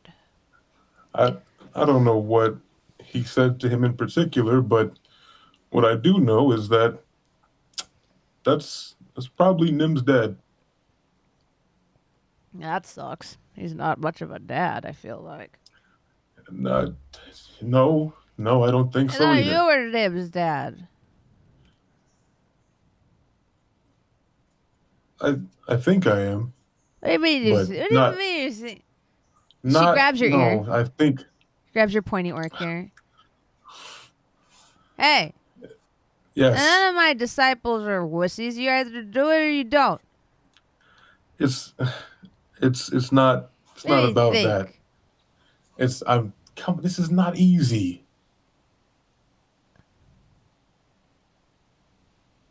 Why are you looking at me like that for? Nothing worth having is easy. You're I'm the not- I'm- schmuck I chose to spread my legend. Here we go. I'm not gonna quit. I'm not giving up. I'm just saying I'm struggling. Oh yeah, that's the whole point of life is you struggle, you big git. Yes, I was hoping that you maybe a bit something more motivational or insightful. Oh, say that then. All right, sit down. Okay. Listen here, Sprout. Life is shit. Everybody's gonna try to kick you when you're down. Everybody. Life is dog shit. So what you do is you gather around you those that are worthy and you punch life right at the baby maker. 'Cause you know what? Nobody's ever gonna see me down. I refuse, you know? You gotta make your own way. You gotta make your own legend and just accept that this entire curse of life is just dog shit. And you gotta do what's best with it before your body fails you. You know? There's no Yeah, you're point right. wondering if other people have it better or worse, 'cause it doesn't matter. Nothing matters. All that matters is who remembers you and how they remember you. Everything goes away eventually. Your flesh, your money, everything. The only thing that stays behind is the way you made people feel.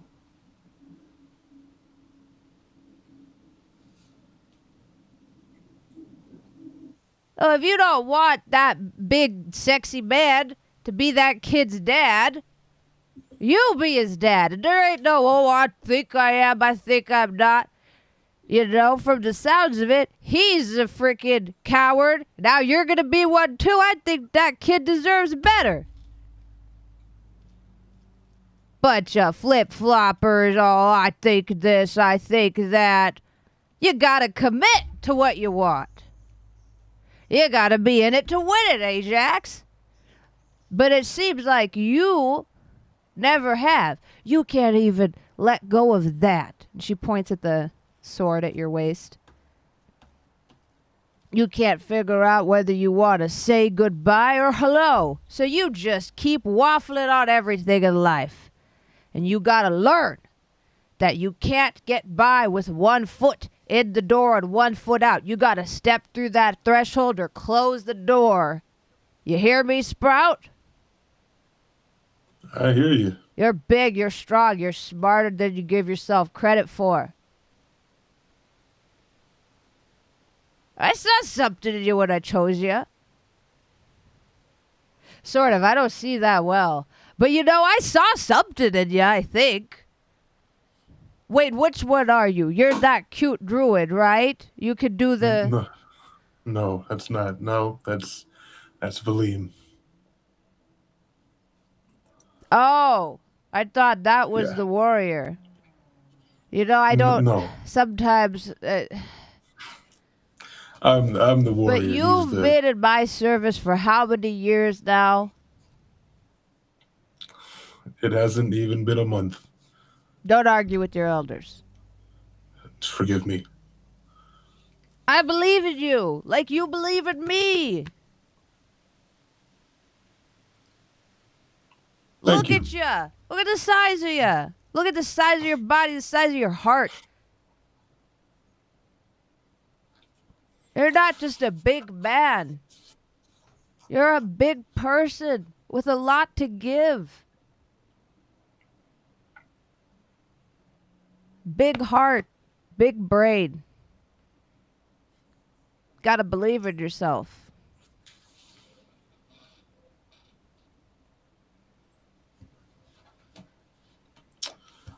You're right. Okay, now get Mama a glass of orange juice. Stay here.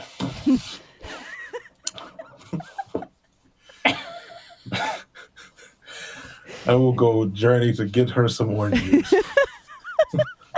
You're able to acquire it. Yeah. Okay.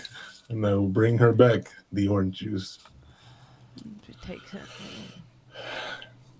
This has got pulp. I guess it's fine. It's fine. It's fine.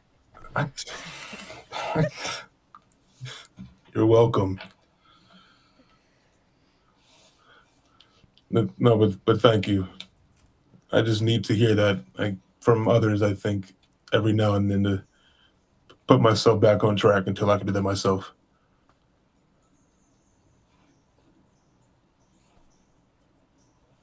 A good kid. She grabs your cheek. People have been shitty to you, and I can tell. That's why you've got bad posture. You know, you sit like a kid that doesn't have a lot of confidence, and that's from low self-esteem.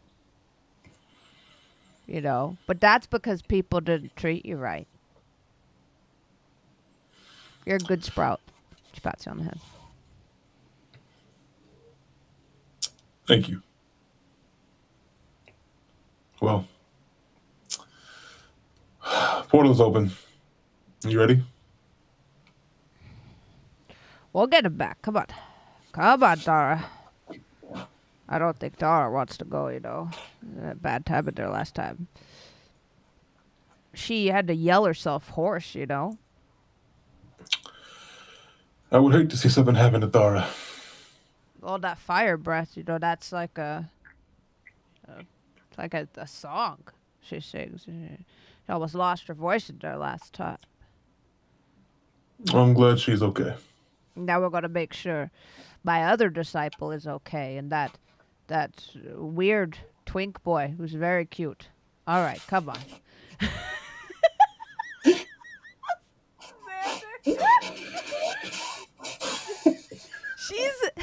She has poor eyesight.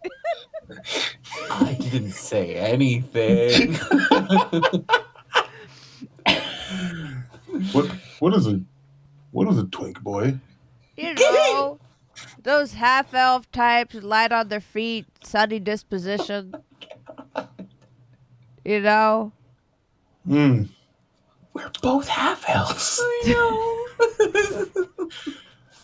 Okay, I'll keep that in mind. You know? I think maybe. No, I don't. But I'll take your word for it. She begins waddling down the stairs. I'll follow her. Oh my god. Oh my god. I'm just cursing her way down the stairs. You don't have to go so fast, you know. She's booking it, by the way. Yeah, I did not feel that. Hobbling. Hey, wait, you don't slow down. What? You don't have to go so fast. Your friends are in trouble. You've been sleeping know, all but I day. just- We gotta go get your friends. I know, but You're gonna sleep your whole the life po- away. Just sleep it until what is it? It's 11 o'clock now. You sleep too much. I don't know what time it is. I sleep. You I sleep. had a You long. sleep a lot. I had a. You're- I almost died to a fiery mistress yesterday. But I you think I see need my almost, sleep. but you didn't. So you're fine. I know I'm fine. I just needed my sleep. Kids at your age, you know, you're fine. You know, Oh, you know what? You're right. you get You're right, I'm poisoned and fine. you just fart and you feel better. You know, somebody like me would be laid up for days. I don't think we would fart and feel better. Not from my No, I experience. don't know. Y'all are just probably can't even tell if you break a leg. You're just so being young is just different, you know. I'm trying to enjoy it, but I still can. Yeah. She hobbles along. She opens the door to the office where Nim is kind of staring intently at Farlorn. Oh. You're back. Good. You all right? Yeah. No, it's fine. I know. Lulu, are you gonna stay small? Or? You see, like, Lulu's still in her lantern. And she's got, like, 2 dolls. Has her back to you, and she's got, like, 2 dolls. And she's like... Oh, okay. Well, all right.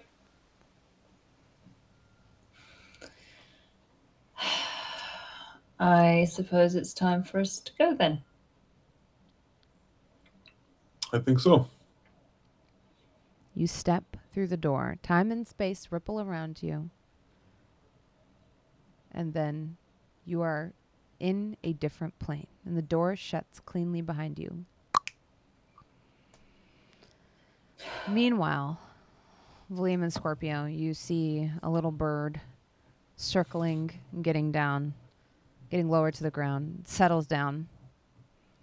It says, "Hi." Quark. Is this a safe place to drink water, Eric? Right over there. I'll rush over. Mm-hmm.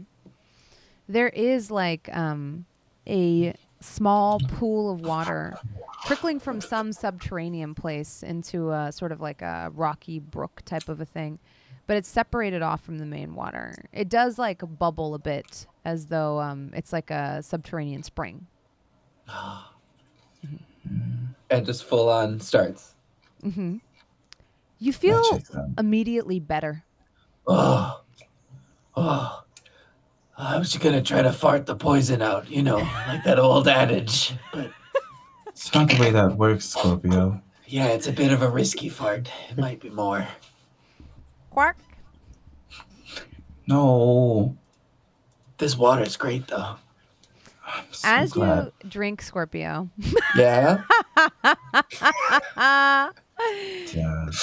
As you drink, you feel So like, crisp and refreshing is Dasani water. It's the water of Dungeons and Dragons. When I'm rolling dice, Oh my god. all I will crave is the cold ice flavor of Dasani. Sorry, continue. Yeah, I'll take the check in the mail. Yeah. You have my address, right? Okay. Continue. And then I fart the poison out. Do I have poison? this I think I freaking can turn into a episode, poison snake. you feel better. But as you feel better, you start to feel something struggling inside you. Let's see. You take... I think it's I think it'll be an automatic hit because of the situation. From the hits coming from the inside. Mm-hmm. It's inside the house. Yeah. You take 5 piercing damage Yikes. as a strange sort of protrusion wheedles up out of your skin near your neck. Ah! As it bursts forth, No. much bigger than what you drank, you see leathery, almost like furry bat wings come erupting out, and a long sucker-like protrusion. Both of you give me nature checks. Get it out of me! Oh no. Say 21. Ooh. 17. This is because You you've been both playing Fire know Team. this is a sturge. Sturge. Oh.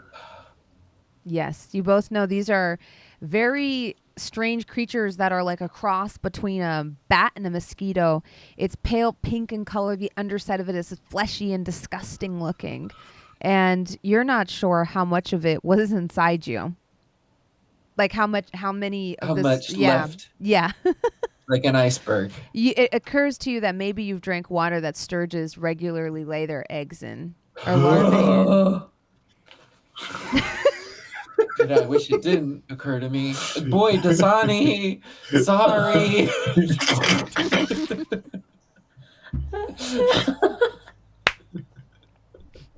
Produce flame. Yeah, burn it.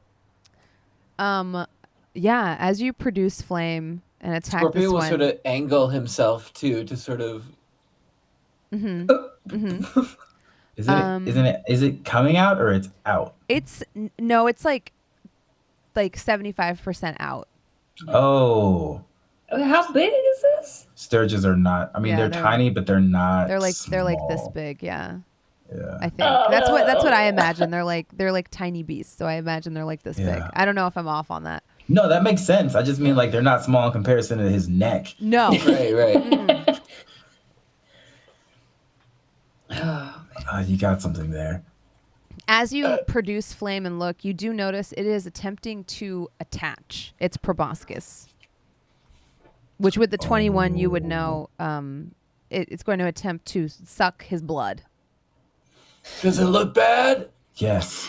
Oh no. Okay. Well. Okay, strange question. Mm-hmm. As he's sort of panicking, he's making a few symbols with his hands, and he, as much as possible, a flame-like armor starts rippling up over his body, and he casts Ooh. Armor of Agathis. Okay, perfect. Oh no, this one's ice-like. Sorry. I wasn't gonna say anything. He's happy. I don't know what to do with this. That's nasty. This is what Valym says, looking at your situation, Scorpio. Yeah, he's like, Like, it's not good, but it's inside of him, and it's coming outside, trying to suck him from the inside or the out? It's weird. The outside. Oh, so it's trying to get outside to suck him from the outside. Mm-hmm.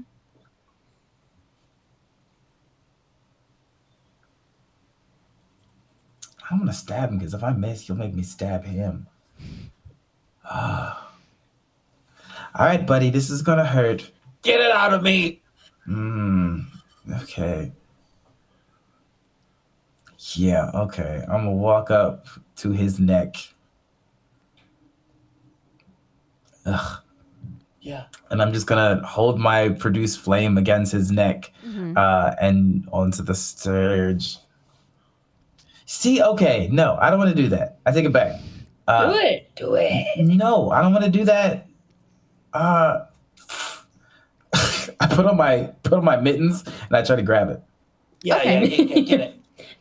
because I want to pull it out. I don't want it to. Give me a sleight of hand. All right, because if it's like a tick, if any part of it is inside of him when it burns, that thing is just stuck in there, and that's nasty. 16. Yeah, you're able to pull it out. It writhes in your hand. Okay. I throw it on the ground and tell Scorpio to step on it. I smash it. You smash it. You don't burn it. No, I smash. I'm gonna with burn my it foot. after I take my mittens off. There's a reason I clarified. Yeah. As you smash it, Scorpio, Yeah. a strange noxious fume comes out of it. And as it does, like, it doesn't do anything. Yeah. And you sit in silence for a moment. And then it's Eric that props up and goes, Quark? Uh-oh. Oh God, does that noxious fume signify other ones to something? Quark? Coming. No. God. Quark? No. And you see Eric start to, like, hop away. Coming. Should we follow? Coming. Hi, coming. Quark? Valym? Okay, Scorpio. Yeah. Stand next to me. Okay. Okay. And what I'm going to do is I'm going to get us like near all of these. I tell Eric to get over here. Get over here. Is that how you say it? Yes. Land right here, Eric. Coming. Eric, land right here. You're gonna be like Carpenter. Eric, land right here. Make a persuasion check or animal handling. Animal handling. That is nat 20 for a 26. Okay. He waddles over. He's like kind of scared though. He's like, Yeah, I know. Shut up. coming, and he then like points with a wing, and you see like a dark cloud kind of like Oh no, Valym. starting to come towards you. And I cast spike growth to create a 20-foot radius of Ooh. spikes and thorns around us. And it says the transformation of the ground is camouflaged to look natural in the spell. Perfect. The ground erupts, and the vine growth here isn't like your normal sort of vibrant, verdant green growth. This is like gnarled old trunks kind of growing over you. But they're kind of like fuzzy and lichenous, and this helps to your advantage because you kind of blend in with the forest floor around you. Your magic is amazing. Quark? Thank you. Smarter than Carpenter. Quark, hi. Was Carpenter... What could Carpenter even do? Wizard. Oh. Quark? Is their book still there? Huh? Where's their book? In back. Quark? Oh, they have a bag. Hi. What's What? this cloud? And Scorpio's trying to like peer through the. No! I'm just looking. You drank dirty water and got a sturge egg in your body. Don't look out of the damn vines. Okay. Quark? Hi. Not wizard. And you see Eric point at Scorpio. No. Monkey. Gotta stay away from Ajax. Did you say gotta stay away from Ajax? Yeah. Eric kind of hobbles from one foot to the other. And you're kind of like in this like dim light.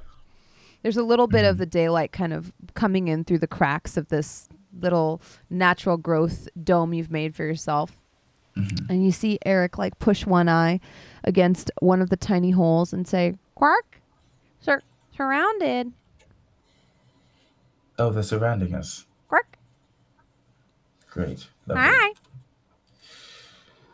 Okay. Friend. Valym, friend. Eric, Yes. friend. Yes. Monkey. Not friend. And all you so hear, Scorpio, is like these weird beak clicks and little squawks and bits. So are they above the dome? You give me a perception check. Okay. 17. You hear them around you. You hear Okay, them kind of like fluttering. The soft fluttering of their wings like around you and the slight buzzing. Okay. So what I'm going to do is use a wild shape to summon Pilar 10 feet up, so above the dome. So any of them within 10 feet need to make a dexterity saving throw. Perfect. As you do this, Nim and Ajax, give me a perception check.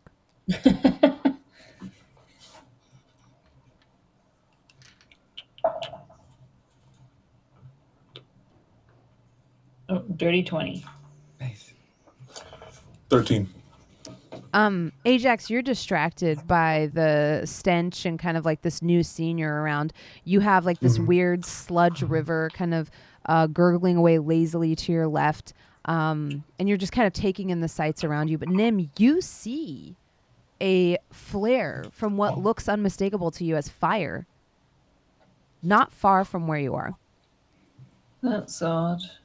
It like stands out to you against the horizon. You just see like a poof, and then it's gone. There would be something to note because all of Valym's flames are blue. Okay, perfect. So you see blue flames light up the horizon. I think we should go this way. I think I just saw some blue flame in the sky. It's gone now, but quick. Let's go this way. Okay. And I will roll for the Sturges. What's your spell save DC? 14. Hey, let's go. One fails, one makes it. Another fails. Another fails. Another fails. Oh, Another nice. fails. Yes. Another makes it. Burn. Fails. Makes it. So many. Fails. Makes it. Fails. Makes it. Holy shit, Makes how it. many? Four Makes is it. there? Fails. Wait, what am I on? 14, 14 and 14 and 7, which is 21. Okay. Okay, so 9 more to go. Fails. Makes it. Fails. Makes it. Fails. Makes it. Makes it. Makes it. Fails. 12 of them take 6 fire damage, Mhm. and 18 of them take 12 fire damage. Yeah. There is a large just and you hear the sounds like and they burn up and kind of Nice. like explode around you. Pilar forms kind of above you. And as like Eric looks out, and as anybody who's looking out would see, the sturges in your immediate area are gone. Mhm. But there are more coming. Oh no. And you would know actually with your 21 Valym that these things travel in like hordes, like little mosquitoes.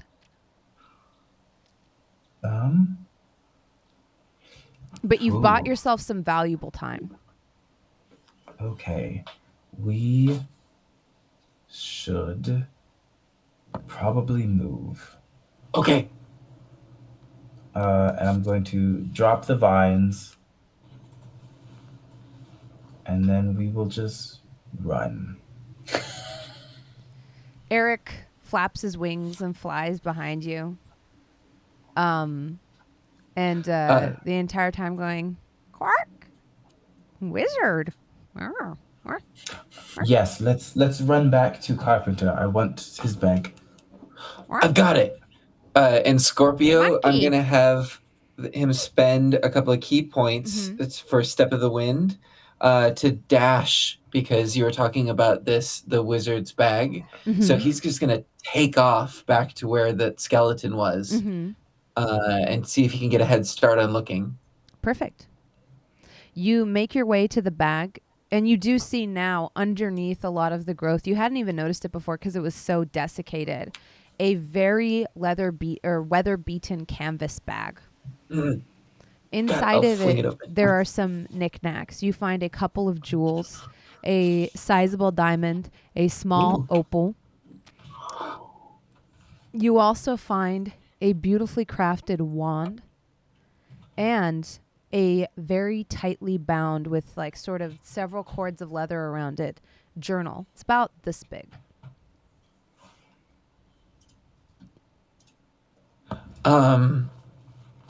At this, Scorpio's just gonna keep everything sort of in the canvas bag, Mhm. and then start running back to Valym and Eric. Quark? I got it. I found it. Okay, cool. Do you know what anything in here does, Eric? Quark? Yeah. My shiny. And it grabs the sizable diamond. Is Eric cawing really loud? Oh, Like yes. usual? Yes. And Valym. Emily. It's a little much. Shiny. Okay, Eric. Yeah, sure, that's yours. That's fine. Whatever. You What? let us to the water. That's fine. And then it like let's see actually how smart Eric is. I feel like he's kind of intelligent. Oh, I dropped my bag. No. He right now he's distracted by the shiny. But he does do you touch the book at all? Yeah, The- sure. Pick it up. As you're touching it, you notice that like it thrums under your fingers a little bit. And the cord, for some reason, you can't pull it loose from where it's tied, like in a knot. And as you do this, like Eric is too dumb to remember how to open it. He's not intelligent, but he does say, "What? Password. Quark. Carpenter. Hi. Carpentry. Hi. Carpenter. And he like Carpenter. pecks the femur. Carpenter. Yes, carpenter. But what is Carpenter. is that is carpenter? Carpenter. I searched the body for some sort of identification, like a necklace or charm or a ring or something. Mm-hmm. You find a signet ring on one hand. I'm going to take it and look at it. Give me a history check. Oh God, so many different checks. Just so I'm saying it, Scorpio is on lookout. Okay. 18. Okay. You would recognize this to be the school insignia of a graduate from a school in Rook's Reach.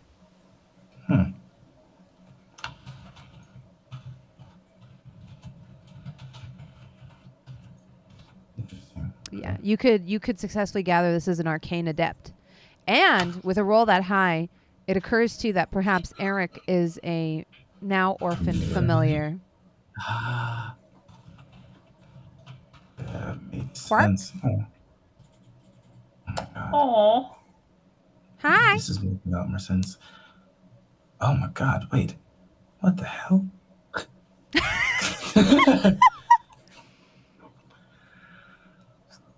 I have a lot of questions, Eric. Why, Eric, if you're familiar, why are you choosing to speak like a bird? Master died. Forgot how speak human. What? Oh gosh, okay, that makes sense. Caw! Ah! What is that noise? And Scorpio, give me a perception check. Yeah. 16? You see 3 figures running towards you. A large bull-like creature, a small huddled creature, and what looks to be a tall man. You also we've got see company. to the right a dark cloud descending on them as the more exposed target. Scorpio's gonna pull out the wand from the bag and just any sort of like cursory glance. Is there any that he doesn't have any detect or anything like that? Give me. But if an it does need to be attuned before use, I think he would like to do that. Whatever's gonna come out of this wand. Oh, interesting. This one will go super well. I can already tell. Give me an Arcana check. Okay. Natural 20. Of all times. You are able to attune to it, and as you do, you almost feel like it feels right in your hand. And it feels like, I guess it's weird because you don't have identify, but so how do you wield it? What's an interesting way? Maybe he's just holding it out and looking at it for a bit. And then used to sort of playing with weapons, he holds it in a backhanded like knife position and it's just like holding it out. Okay. But it feels right. Yeah. Yeah, with the nat 20, as you do this, you start to feel static electricity collect at the end of the wand, and you feel like maybe you could fling it. Yeah, and then Scorpio takes like a back wind up and just puts out a punch with this wand out in front, and it's electric. Yeah. Wookie, wookie, wookie. You just see lightning fork down from the sky with a loud crack. Nim and Ajax. Yeah. Nim and Ajax, you see this, and you also see a giant swarm split. A swarm of who knows what. You just see it's almost like a cloud splitting in half as the lightning kind of cracks in between it. Watch out!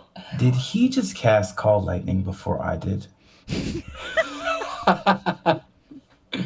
I'm a wizard, Valym. It's druids get Called Lightning, you idiot. Aw. I have a memory thing. We should probably run faster. Is that Relva? It's the last time lightning came down. Mm-hmm. Do you think she's protecting us? You hear Sahiba speak up and say, This is out of all of us jurisdiction, darling. This is out of a lot of our jurisdictions. Okay, well, should we keep moving? Does that mean you can't Follow help us? I could wield magic the way I do, like, sort of, but it's not as good as it is back home. Well, we should probably keep moving. This What are domain we- is strange. The deity here has a penchant for absorbing magics. This place has a different deity. It's a long story. We gotta go. I'm allergic to mosquitoes. Ajax is gonna scream out Valym. Valym, you hear it. Valym! You hear it. You're about like 100 feet away from each other now. Have Pilar shoot a blast of fire into the sky. There! Come on. Nim and Ajax, give me an athletics check to see how well you can outrun the swarm. Valym, go ahead and give me a roll for Pilar. Do you want me to just roll an attack roll or? How does the spell normally work? Is it like a ranged attack? Yeah, it's just a ranged attack. Yeah, we'll go with that. Okay. Dirty 20. Perfect. The horde has already 18. been like I said, split by this giant lightning bolt and you see like now as you're running past, you see little fried dead sturges falling from the sky. What the hell is that? Yeah, Ajax, I don't know if you've ever seen anything like this before. Do you think you would I have? don't think. No. Yeah, you just no. see a strange little pink, furry thing with bat creatures and a large protruding proboscis that's pink and fleshy fall out of the sky and hit the ground with a sickening. Let's up the enthusiasm. What the hell is that? 22. Perfect. Just keep running. Go ahead and roll damage. Okay. And we'll just, I'm taking all this as damage to the horde now. What did you get on your athletics, Ajax? 18. It says I got a 20. Could say I at some point jump on Ajax's back? Yeah. As Ajax is running, you leap up. And he's now running with you. With Valym kind of providing you cover fire, you all manage to meet at sort of the base of this tree. And you now see the source of all the cawing. A beautiful, very almost like jet black with little jewel tones of iridescence in its feathers. Rook sits perched on a skeleton before you, gently kind of pecking at the skeleton's femurs while almost not really swallowing, but in his mouth is held a giant diamond. Now, Valym, you hear shiny, quack, hi. But Nim and Ajax just hear clacking as the beak kind of smacks against the diamond. Yes, Eric, I know it's shiny. But you said it was your shiny. Shiny. Eric shiny. He's speaking to the death bird. It's good to see you. And Scorpio will hug Nim. And Ajax on What Nim. do you want to do with the shiny, Eric? Buddy! Hi. You found us. What do you want to do with the shiny, Eric? Valym, what's going on? This is the dead familiar of a wizard that we found dead here already. It's a dead bird. Oh my no, goodness. well, it's not dead, I guess, but it's this is the offset familiar of a dead wizard that we found in this Can place. you put that in So it's Ajax not term? undead. No, it is not. There was a wizard that had a companion that was this bird, and the wizard died here. The bird is stuck here. Bird's name is Eric. Poor That's- Eric. Does Eric want us to use the diamond to bring the wizard back? You hear Eric's excitedness, Valym, when you say this. It's a skeleton. Hi. Yes. Is that If possible? Carpenter. we can find a cleric, probably. So Duh. many have wished for this. I don't know. It's very difficult. Sahiba, if we get Sahiba's not here, right? It's just the No, she's with Yeah. y'all. She's on a. You see now like a giant tuft of flame go out. Whoosh, as Thara opens her mouth and a river of flame erupts from Thara's maw, and you see Sahiba like kind of coming up behind you, like on Thara's seated on Thara. Sahiba, is there any way that if we gave you the diamond, you could bring him back? Oh, by the way, that a lot of it is really just forging things. But I think somebody here could help us, and honestly, we need their assistance in getting back anyway. Yeah. Somebody else Could here. you get us out? No, I think she's saying to somebody in this place. In this. Well, it domain is where his has to get us realm, out. so it's best if we leave by his will.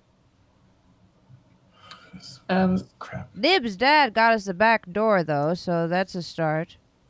Nims, what? Don't call him that. You went to I the just folly? I just look at Nib's Valym. sire. My apologies. I pull out the business card in my pocket. It was this place, and it does say The bar. Forlorn's Folly on it. Yes. Valym, can you... It doesn't matter. Could you ask... Eric, was it? Yes. If you Eric! would like You just his hear master Quark? laid to Hi. rest. Eric, do you want your master laid to rest? Already resting, Quark. No, once revived. Quark. Quirk. Carpenter. And you see him like Carpenter. kind of like still. God. Hey, are we safe? Are more of those demon things No, coming? we're gonna have to Oh, carry. should we? We should probably carry the body too. Sorry, that was a little bit my fault. It was all I my don't- fault. Can Nim bend down? And I feel like with Barry and like doing so many services, there's got to be so many families that have looked into like, is it even possible to bring back their? Can Nim look at the bones and kind of see like, The are book. they so far gone, or like, is there anyone that they even know of that could raise someone from a skeleton, or would it be? Yeah, I guess give me a Arcana check. Okay. Yeah, I was gonna say otherwise living. I'm asking about living because if I want to know about undead, yeah, I will open the book. Oh, that book too. Arcana 15. With a 15, you know that you can resurrect a creature that has been dead for as long as it's under a certain amount of time, as long as the soul is willing. Hmm. And as long as it didn't die of old age. Mm. Well, It's not very suppose- common in your town, though, for Yeah. some religious differences. This falls under what we call necromancy, which is something that's a little bit more frowned upon in Solace Point. But okay, but they would come back not as undead, but like actually living. Like there's okay. Well, I suppose we can take the bones with us if that's what. Sahiba told us that the person here could help with that. She did say that. Oh, I Does she misunderstood. know where we can find them? Sahiba? Yeah, a we little gotta confused. move. You see her like trying to usher Thara along, and she's kind of like moving past you a little bit. We should probably Come follow. on, kiddos, we gotta go. Nice to see ya. She says this to Scorpio. Yeah. Scorpio actually will sidle up next to Spreading my Ajax. as we're- legend, huh? Yeah. You're skinny. You're skinnier than I remember. What? You're skinnier than I remember. Valym, Oh. she thinks that. What? Oh, my eyesight. Oh, is that you, Valym? She puts her hands on your face. Yes. Hi. Sorry. No. Are you safe? We gotta get you out of here. You're gonna get I'm eaten just. by I'm gonna mosquitoes. just grab this. I'm gonna grab the skull. The assuming- skull? Yeah. Nim, or if you're grabbing it, Nim will help like quickly put all the bones in his backpack. Yeah. You know, the All right. bone And bag. on. Eric Hey. Eric helps you. Go ahead and give me a sleight of hand check to see how quickly you do this, and do so Okay. with advantage because Eric is like helping you. Okay. Carpenter, and he's like with his little beak, grabbing little bits and baubles and putting them in your bag. Wow, the exact same roll on both dice. Side of 13. Yeah, it takes you a little bit of time, and when you're done, the Sturge are like upon you. The swarm is upon you. Oh shit. Well. Oh no, we gotta go. What do you do to take cover from these things? Burning hands. Burning hands. Sweet. Ooh. Does anyone else have anything to contribute? To take cover. Mm-hmm. If they get, oh man, what that affects everyone. I was gonna say, if they get close, I can Oh, they're thunder close. wave. I'm taking cover behind Valym. Okay. Yeah, I could I thunder get wave, my sword out, but I'm taking cover behind Valym. try and push them away. I missed So- you, buddy. Yeah, That's right. I feel like Valym goes out with the burning hands. Nim comes out and starts crackling with energy, and Scorpio takes place right next to Nim and is sort of siphoning off some of that crackling energy as well. And the two of them are like a lightning rod, as Scorpio is going to cast Thunderclap at them as well. Perfect. Wait, what do I have?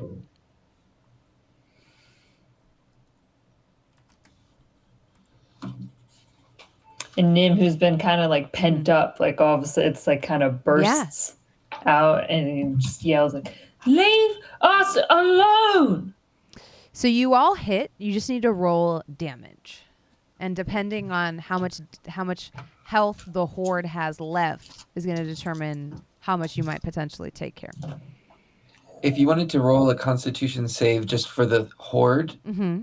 that's what it would be for taking thunder damage. Yeah, same here. Perfect. So And it's 12. the horde got a 10. So Sweet. You take 4 thunder. They all take 4 thunder damage. they only have And 2 health. So Oh. it'll be Yes! Yeah. So everything in Nice. your immediate vicinity between you and Nim gets blown apart into tiny little pieces, releasing off even more of that like little pheromone smell. Valym follows up Oh, with no. burning hands, however. Valym, You go can ahead make and roll it. damage. It's a deck saving throw if you want. 14. They fails. So they take 16 points of fire damage. 16 points of fire damage. What's the range on that? That is 15-foot cone. 15-foot cone. And what's the range on Thunder Wave? yeah, that was the thing. I was gonna ask how close everyone is. Each creature in a 15-foot cube originating from me. Cute. Oh. Well, are you and Scorpio standing next to each other? I Yeah. mean, are I we? mean, just for flavor, but Oh well, if you came up next to me, that's fine. That may happen. Yeah. So we'll say you each take 4 thunder damage from each other, but that also Sure. amplifies the effect. So we'll go Okay. ahead and give you 30 feet out. So sweet. you have a 30-foot head start. You've managed to completely kill off, especially like with Great. Valym's burning hands, everything in this like sort of 30 feet back from you. But the horde is bigger than that, if it makes sense. If you don't burn them, they release a nasty gas and it brings more of them. I see that. Okay. Scorpio, you know this. I did, and I still messed up. I'm sorry. It's okay. It's his head. It's his Don't head. apologize for him. He also drank water that had their eggs in it. Well, how would he? How would I'm they just all don't be- see. As Let's you're saying go! this, Eric is just like, gotta go. Walk, walk. And now you notice, actually, he's sitting on Nim's backpack where the bones are. Ah. Oh, hi. Bark. Roll animal handling, Nim. Okay. 16? Yeah, he doesn't like you, but he's okay. He doesn't peck you either. When you say hi, he goes, hi. Wait, does he say hi? Yeah. Well, Valym can hear it to you. You just hear like a weird quirk. Okay. Hi. You're pretty cute. Hold on. Not cute. You're not. You're not cute. Eric, cute. Quirk. But he doesn't like snap at you or peck you, which is good because he has a huge beak. This is, by the way, a giant rook. It's like its wingspan is like about Nim's wingspan. Oh, cool. It's a huge bird. It's like sitting, but his body is like, you know, smaller than that, but spread. Yeah. And he's just like sitting on your backpack. His claws kind of dug into the canvas of your bag. But would he like? Is his body like the size of Nim's head? Yeah, a little bit. Yeah. He, Yeah. like, cool. As we're running, Scorpio's gonna sidle up next to Ajax and just give like a knowing look in his eyes and say, "Is Lulu okay? Yes. Thanks for She's coming safe. for us. We would never abandon you. We just don't know how to get out of here." We figured out a way to get here. We'll get out. This way, says Sahiba, running towards, and you see it now, like a part of the woods that like slopes down a little bit. Like you see the ground start to slope down. Everyone give me an athletics saving throw. Okay. Strength saving Is throw it- or athletics? Oh, that's true. Strength saving throw. Ooh, worse. 18. Wait, no, athletics. Sorry. It'll just be an athletics check. I don't know why I confused myself there. 6. Also 18. 6, 7. 18, 7. Look, I'm off kilter with a giant ass burn Yeah, on my back. yeah, it's hard. 8 plus 12. So Scorpio, you as the ground gives way, like kind of all of a sudden before you, you see Thara kind of go down on like her rump a little bit and start sliding forward awkwardly the way cloven-hoofed animals do down a very slick kind of muddy track. The woods above you are kind of growing more dense and more, and it almost becomes like a tunnel. Because of her sheer weight, she is going very fast. You are right behind her, almost like snowboarding on the side, like, you know, on the sides of your feet. Yeah, you're able to go down quickly. Nim, Ajax, Valym, it's like feet overhead, ass over. You know, it's like you're like rolling, sliding down this thing, almost like it's a water slide. Yeah.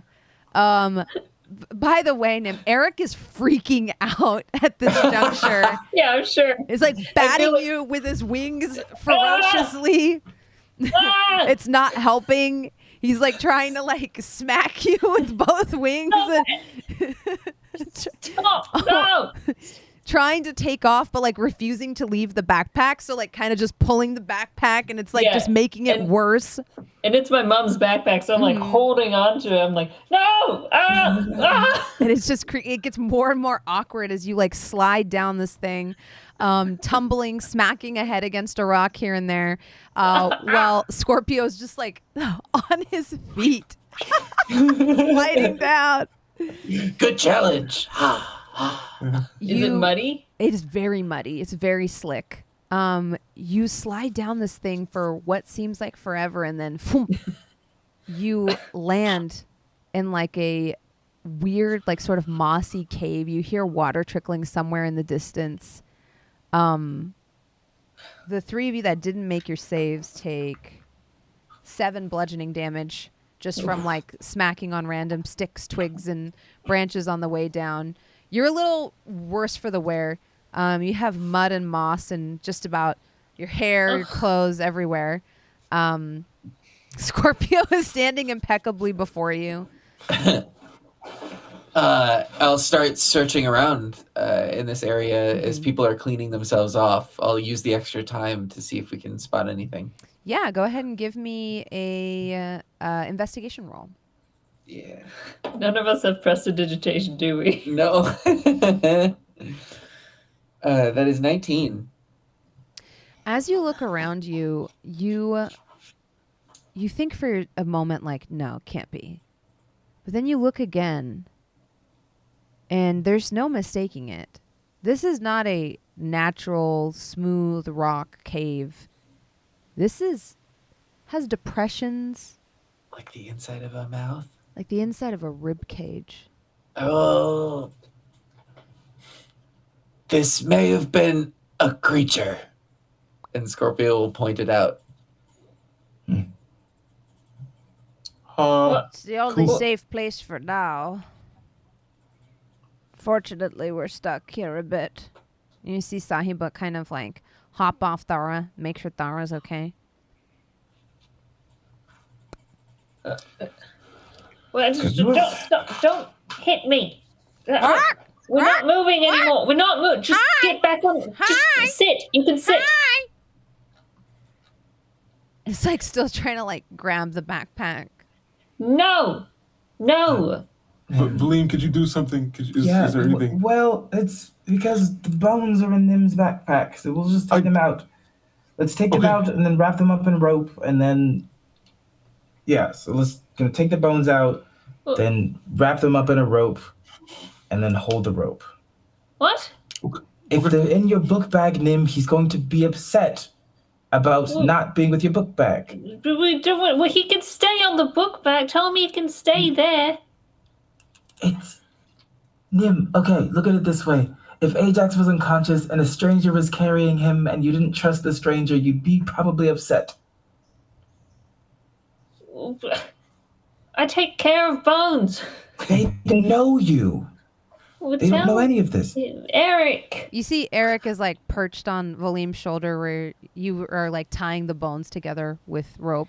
All right. He still has the diamond in his mouth and is like kind of like playing with it and like kind of throwing it up and catching it and like putting it on the ground and then going quark and like picking it up again. It's hard to make him trust anyone immediately. I don't trust anyone immediately. Well, maybe Carpenter left us a clue or a spell or something, and Scorpio will dig out the journal. Mm-hmm. I'm just gonna hand Scorpio the bag because he keeps going in it. Yeah. Oh, I thought I had the bag. I'm so sorry. No, you handed me the bag. That was what you went to get me. You're right. But yeah, as soon as he starts rummaging in the bag that you have, and you just hand it over to him, he's like, "Oh, sorry." Yeah, you do see like a tome, that's like wrapped in like a leather cord. And the cord has like a knot on the bottom of it that's tucked under one of the other sort of like rounds of cord, if that makes sense. It's about like, it's very small, almost like a pocketbook. And the cover of it is a sort of beaten, painted blue leather. And it has like a beautiful design on it that's kind of geometric in style. So it has pastel colors kind of stamped very carefully on a dirty blue cover. Were you able to have any luck with this, Valym? No, we didn't do anything with it yet, Scorpio. We've been running. Can you take a look at it? It's locked. And he hands you the bag back. It will not open. There's a lock on it for something like, to no surprise, a wizard's spellbook is a very special thing. Are we sure we're safe in here? No. Is this a live animal? Are we in a live creature? Stab the wall, maybe. Don't stab the wall. We can. Should I? No. I'll find out a different way. But good. But while we have a little bit of downtime, I rush over to Valym and Scorpio and give them hugs. Put their not like that. I mean, like one arm, left arm, both your heads. My boys! Yeah! My boys! Oh, I missed you so. Well, you would have been so useful yesterday. You have no idea. You wouldn't believe what happened. This Valym, there was one. She had fire daggers out of thin air, and Scorpio, she was beautiful. She was jumping across tables. She was beating my ass. I was beating her ass. It was incredible. I missed you guys. Sounds like wife material. She made fire daggers out of midair. Perfect for you. Yeah. She was beautiful. I love Glad you're here. But also, I met. No, we met Nim's dad. I heard. Not the best person. But Yeah, I mean, that's what his mom had said. yeah. We don't have to talk about it. Oh, we're not. I just wanted to let them know. But just real quick, that is how you got here, right? And so is he getting you back? I don't think he has a way of knowing that. That's why we're going to this other person that Sahiba mentioned. I pick up Eric and I put him holding the diamond on top of the book. He sits on top of it and he drops the diamond and then starts to play with the book. Quark. I'm going to cast Speak with Animals again. Eric, do you know how to open the book? Quark. Password. What's the password, Eric? Let's roll to see if he's smarter. Oh my god, I rolled a 2. First time I rolled a 4. Quark. Forgot. Oh my god. All right. I've got a spell for this. Carpenter. Wood.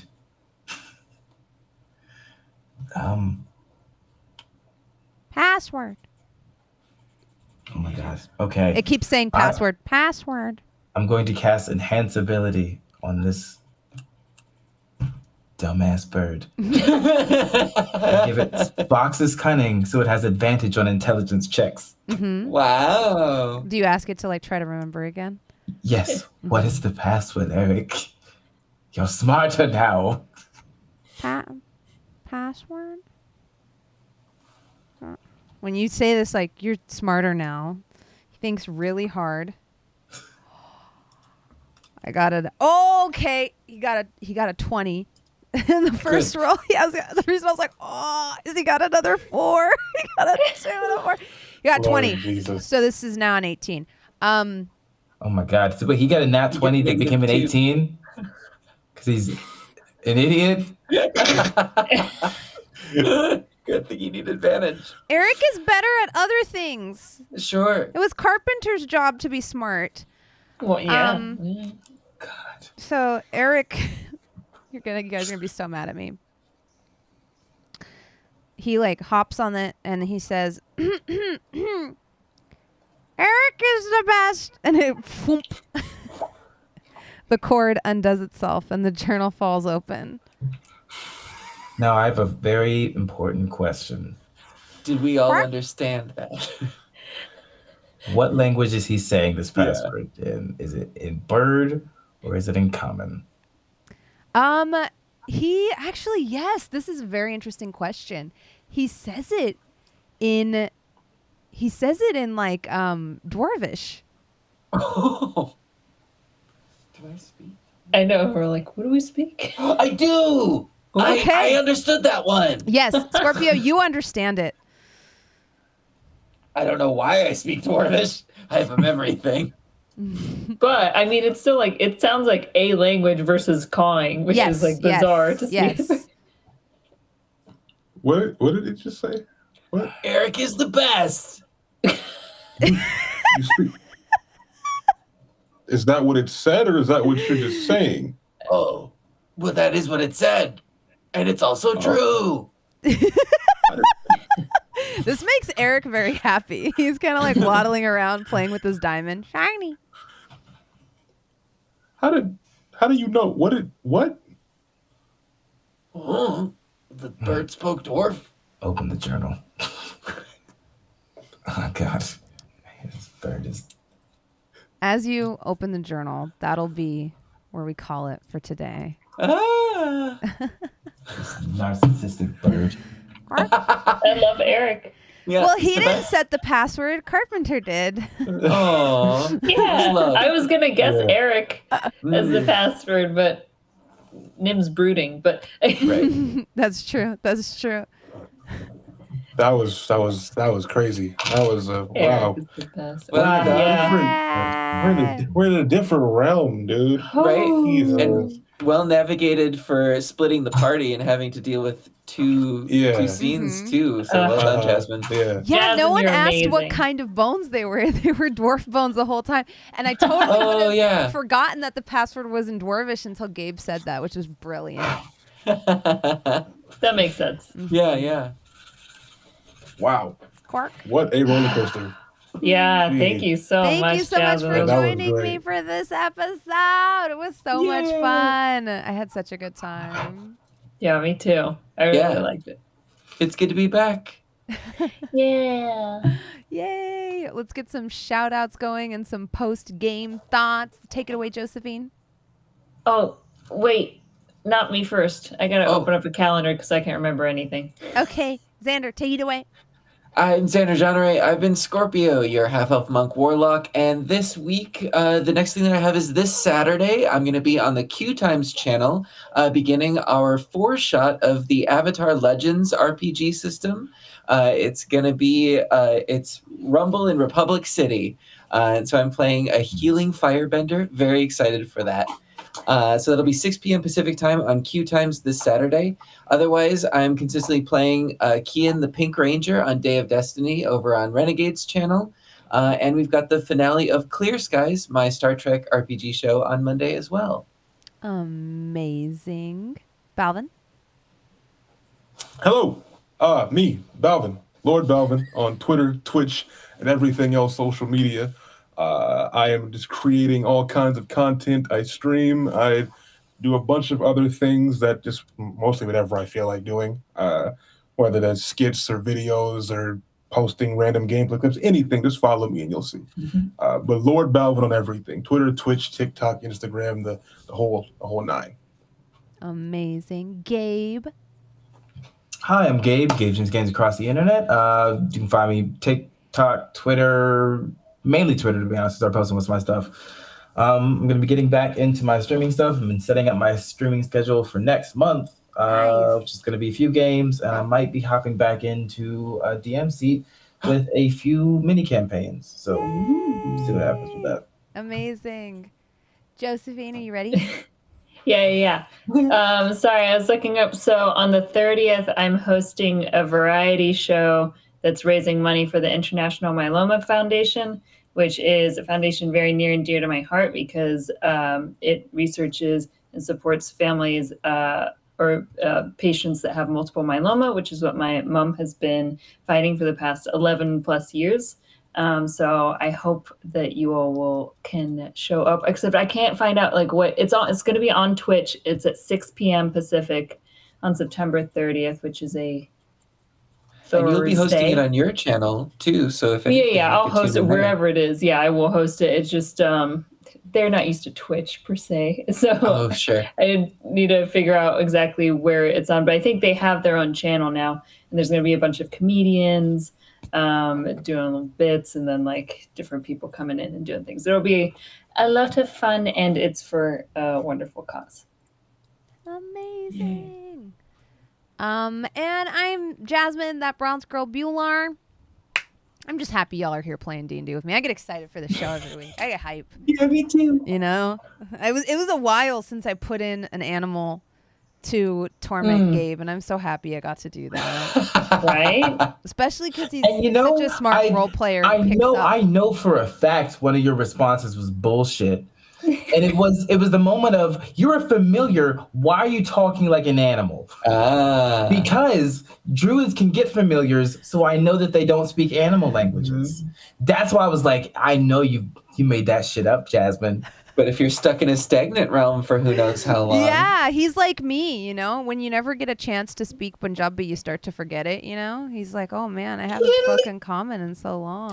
They are fiends, fae, or celestials. Actually. No, I feel you on that, Jasmine. Eric is antisocial. Where the hell would he even learn the bird language? There were no other animals. I asked that too. He dated a bird. He was checking all his boxes. There were notably no other birds. He dated a bird once 10 years ago. That's weird because he's not a bird. He's really dumb. When you're a bird for so long, I feel like you Wait, gotta why be is a he bird. so dumb? That's the real question. See, that you have to figure out. Yeah. Yeah, his backstory for it. Maybe he has a memory thing. Imagine if you had talked to the Can't dung deal with two of beetle. those. Oh. I can't. Just like pure poetry, prose coming out of the dung beetle. I can't speak with bugs, and I'm fine with that. I can't speak with bugs. Is that a real thing? No. Insect community. Like, No. Furbolgs can talk with insects technically, but there's no spell for it. Yeah, I know that like forest gnomes can speak with small creatures the way That's sunflower can, small but creatures. yeah, but it's not like a spell. They just can. It's kind of fun. Dying City did a really cool sketch of Valym and Scorpio finding Eric in the I saw. skeleton. Looks really cool. Oh. It's a great little sketch. Yeah. I love seeing all of the art that you guys post with the Yes. hashtag Shikar too. And yeah. I promise next week there will be an updated art reel. It's just been a bit nuts over on my end for a few weeks, but next week we'll have updated with all of the new art we've had these last few weeks. So thank you. You killed it with the art too, which means maybe I described it well, but this was very like latter half of Jungle Book inspired, because that's like one of my favorite animated things when I was young. Sure. And that crack-headed bird sitting on that branch over the corpse, Dying City, you killed it. Yeah. That looks so much like the end of Jungle Book with those weird vultures, you know? Right. Who is my touchstone for this NPC? Those weird ass vultures that talk like the Beatles. I always liked them. Thank you so much for joining me, everyone. Show us. I can't because we don't have the map cam set up today. So Sorry. Oh, so we can't go. we over. can. I think we can link to it though. Let's link to it. Yeah, and check the Shikar hashtag on Twitter and you'll see it as well. There we go. I linked it off as well. It's very. Oh, great. I love that bird's eyes though, because the eyes make it look so much like that era of animation, how birds looked back then. So yeah, it's so great. good. It's so amazing. Thank you so much. Oh, there you go. Yeah. Perfect. Thank you, Balvin. Yeah, it's such a cute bird. Wow. Hi. Yeah, I love that.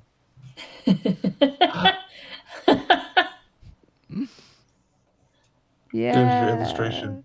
So good. Oh my gosh. Thank you so much for enjoying our show and supporting it every week. If you want to rewatch this or missed any parts, it rebroadcasts on Sunday mornings at 9 a.m. Pacific Standard Time. If you missed the last episode, it will be up on YouTube, fingers crossed, by tonight. If not, definitely by tomorrow morning. And then this one will be up on Monday. So that's it. Thank you so much for watching and supporting us. Have a wonderful night. We'll see you next week, Tuesday, 6 p.m. Pacific Standard Time. Bye. Bye. Bye.